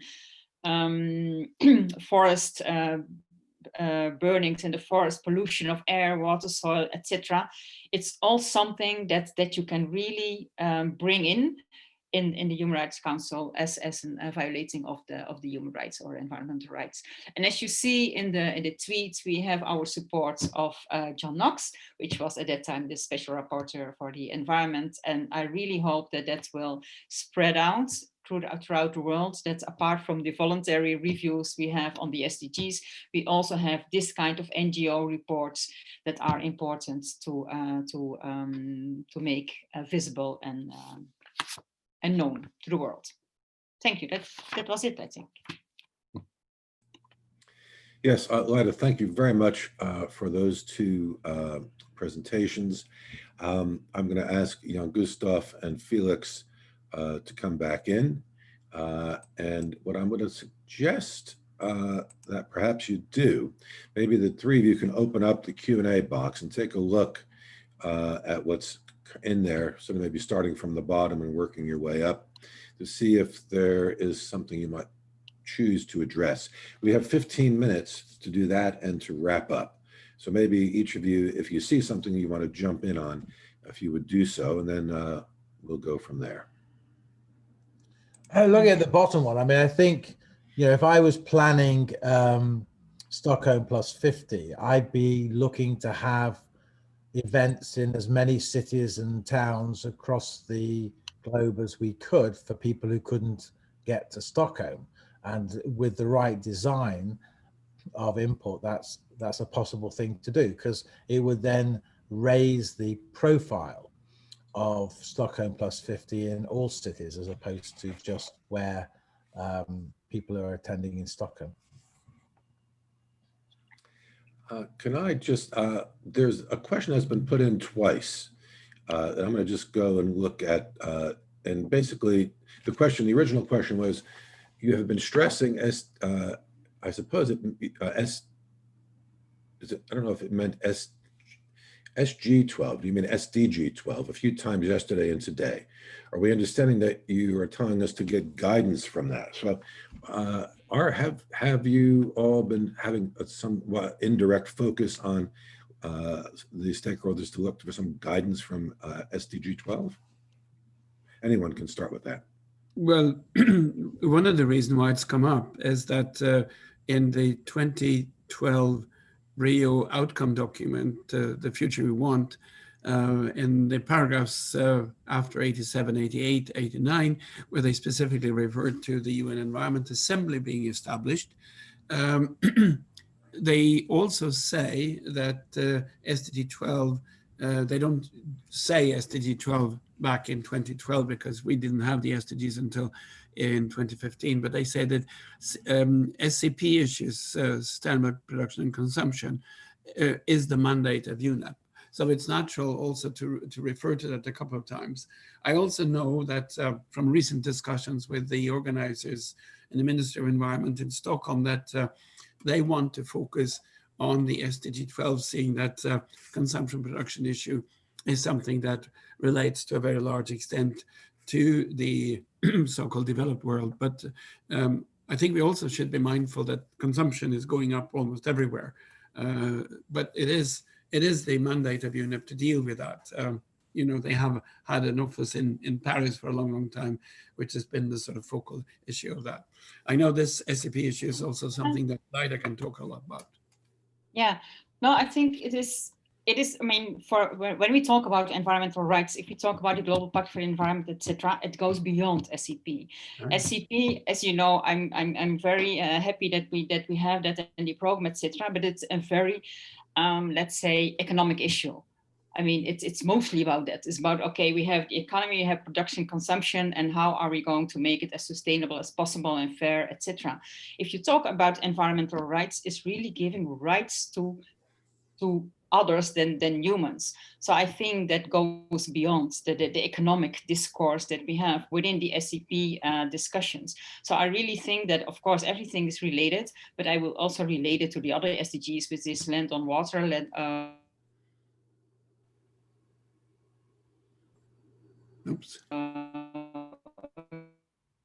underwater lands, or really, yeah, let's say, I would not mix that up too much. I just wanted to come in. There's a conversation. There's things from Malik on should UNEA 5 be online, like the Oslo Forum, to reduce carbon footprints for aviation fuel. The answer is no. And I think I would probably speak for the three of us when we say that you cannot do negotiations online. It will definitely exclude stakeholders, and it will mean very little chance to advance issues, because the government's hierarchy will control what those government officials are allowed to do, and they'll be more monitored. When you're at UNEA, you're able to influence the government officials away from the governments themselves. So it would be an utter disaster for any negotiation to be online. There are events that can be online. I mean, actually the HLPF can be online. There's no reason why it's not a negotiating forum. I'm not suggesting that it's the best way of doing it, but what clearly happened with the HLPF is a larger number of people participated in it than have done if it's in person.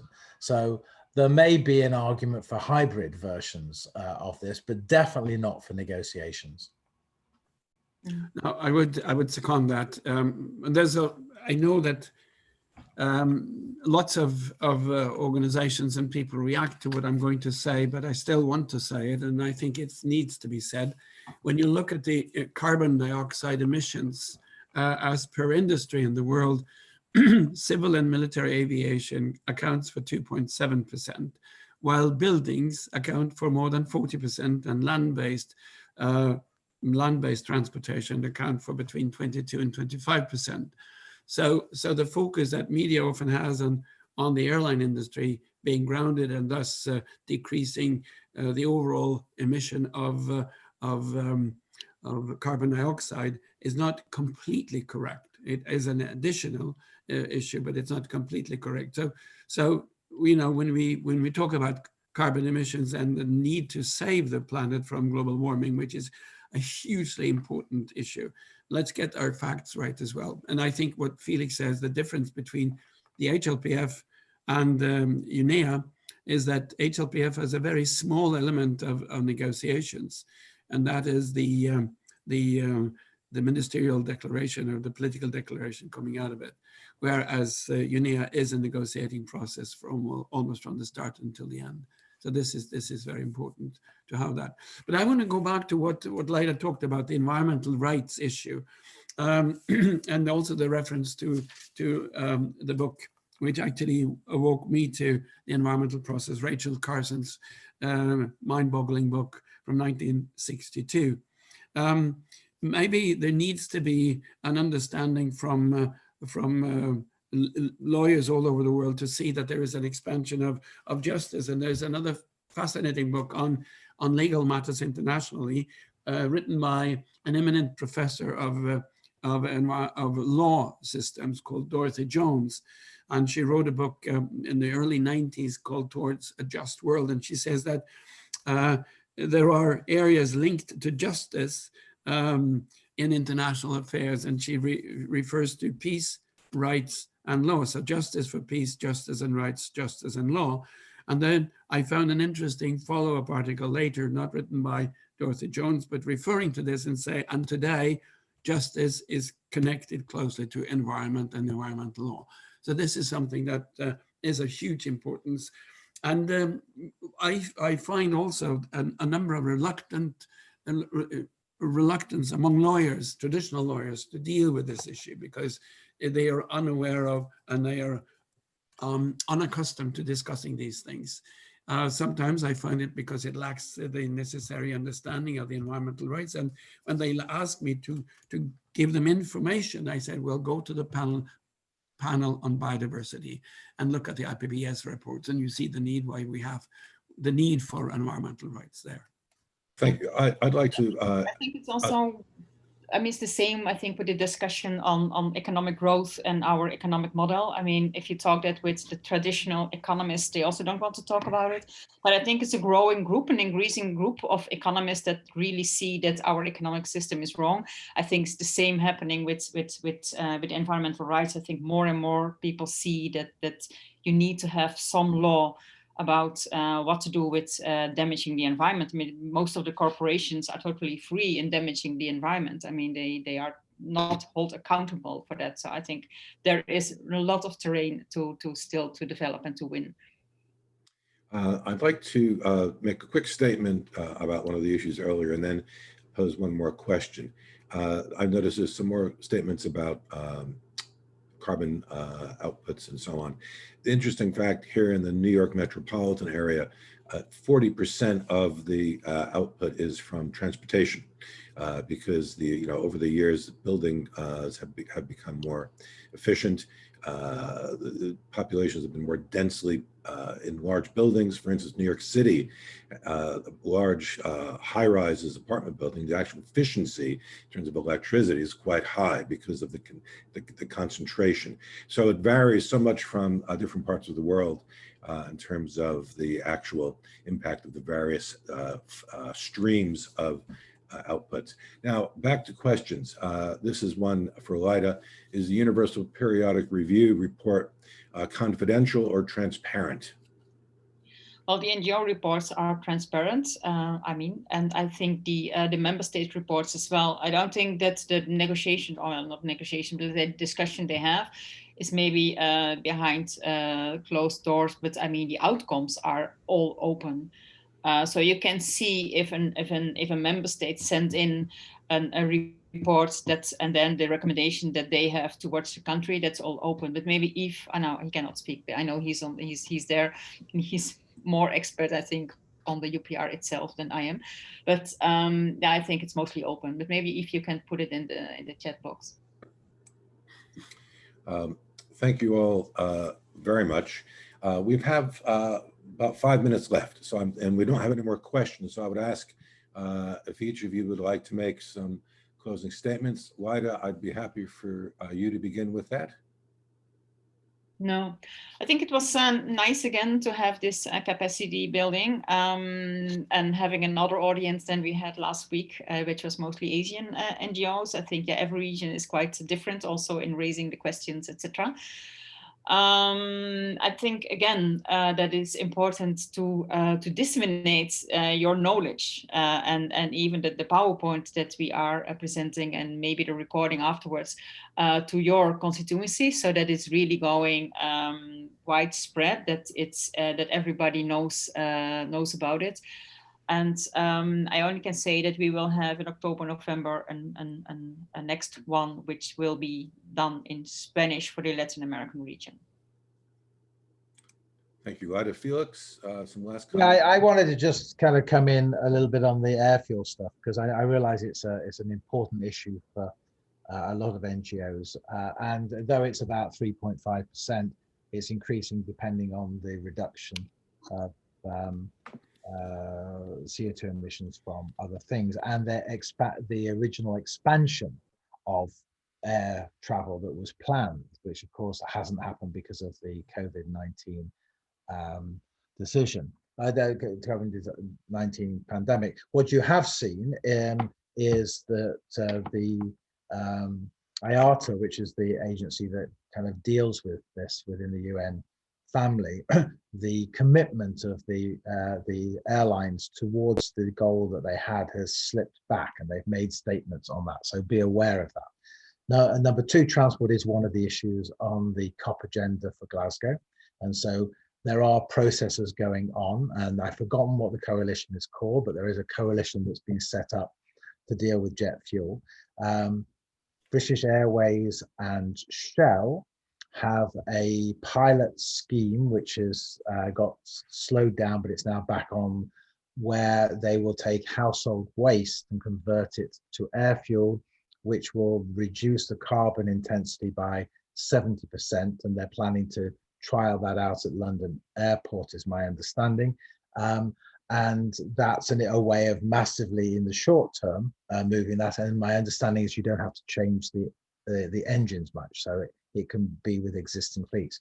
The Dutch are developing some real interesting work on synthetic fuels, which is the medium to long term issue in the context of addressing that. So it is a live issue, and it is one which a lot of people have looked at as something that you need to do. And I have to say, I do think that we've ended up through this process of learning that we do not have to go to so many meetings that we thought to, that actually some of them can be much better if it's done online and we get to more people. So I think we all need to look at whether or not those journeys that we're taking are needed. And I think you're going to see a reduction of travel accordingly. Thank you, Felix. Jan Gustav, some final words from you, please. Yes, I can only say that I second what's been said by my two colleagues here. I just want to add one more thing, and tying this whole thing together, as a capacity building and information dissemination process on UNEA 5. There will be a number of meetings that are linked directly to the thematic development, which will be part of the agenda in February next year under UNEA 5. There is a meeting in October 6th, and I believe October 6th and 7th by the CPR, where they will be developing sort of the final touches on the medium-term strategy. There will be a few meetings as we come into the later part of this autumn. We meaning Stakeholder Forum, will be tracking these meetings, and we will be putting this into a report, a guide on thematic development between now and UNEA 5. This will be published and uploaded in as many languages as we can get money for. The last one we did was uploaded just prior to the Oslo meeting. And as I said earlier, that was done in English French, Spanish, and Russian. And we're trying to also get money for the remaining two languages for Chinese and Arabic, and to do that. So this guide will be produced towards the end of October, beginning of November, uploaded on the website of Stakeholder Forum, and will give all the participants here and the other one that we will do consultations with, and also everyone else who wants to access this, an understanding of what will be the focal points of the thematic focal points during the UNEA 5 negotiations, all in the spirit of trying to prepare the non-state stakeholders for what's going to be an important meeting in February. Thank you, Charles. Yeah, Gustav, thank you so very much. And I'd like to thank all of you for joining us today, and to the civil society unit at the United Nations Environment Program for their cooperation and contributions. And a big thank you to Jan Gustav, Felix, and Lida for delivering today's rich content. As this is the last of the two training webinars, please note that those who participated on both days will be entitled to a continuing education certificate, which we will issue in the coming days following completion of these webinars. As mentioned earlier, the webinar has been recorded, and that recording, by way of a link to the SF YouTube page and a copy of the presentations, along with a copy of that information about doing the voluntary homework, will be posted within the next 24 hours. And finally, after we conclude this webinar today, a survey will pop up. It's a short one. It would be very helpful to us if you were to complete that survey. It allows us to improve what we do and also to provide future events that would be of a benefit to you. So thank you again. Thank you to our participants.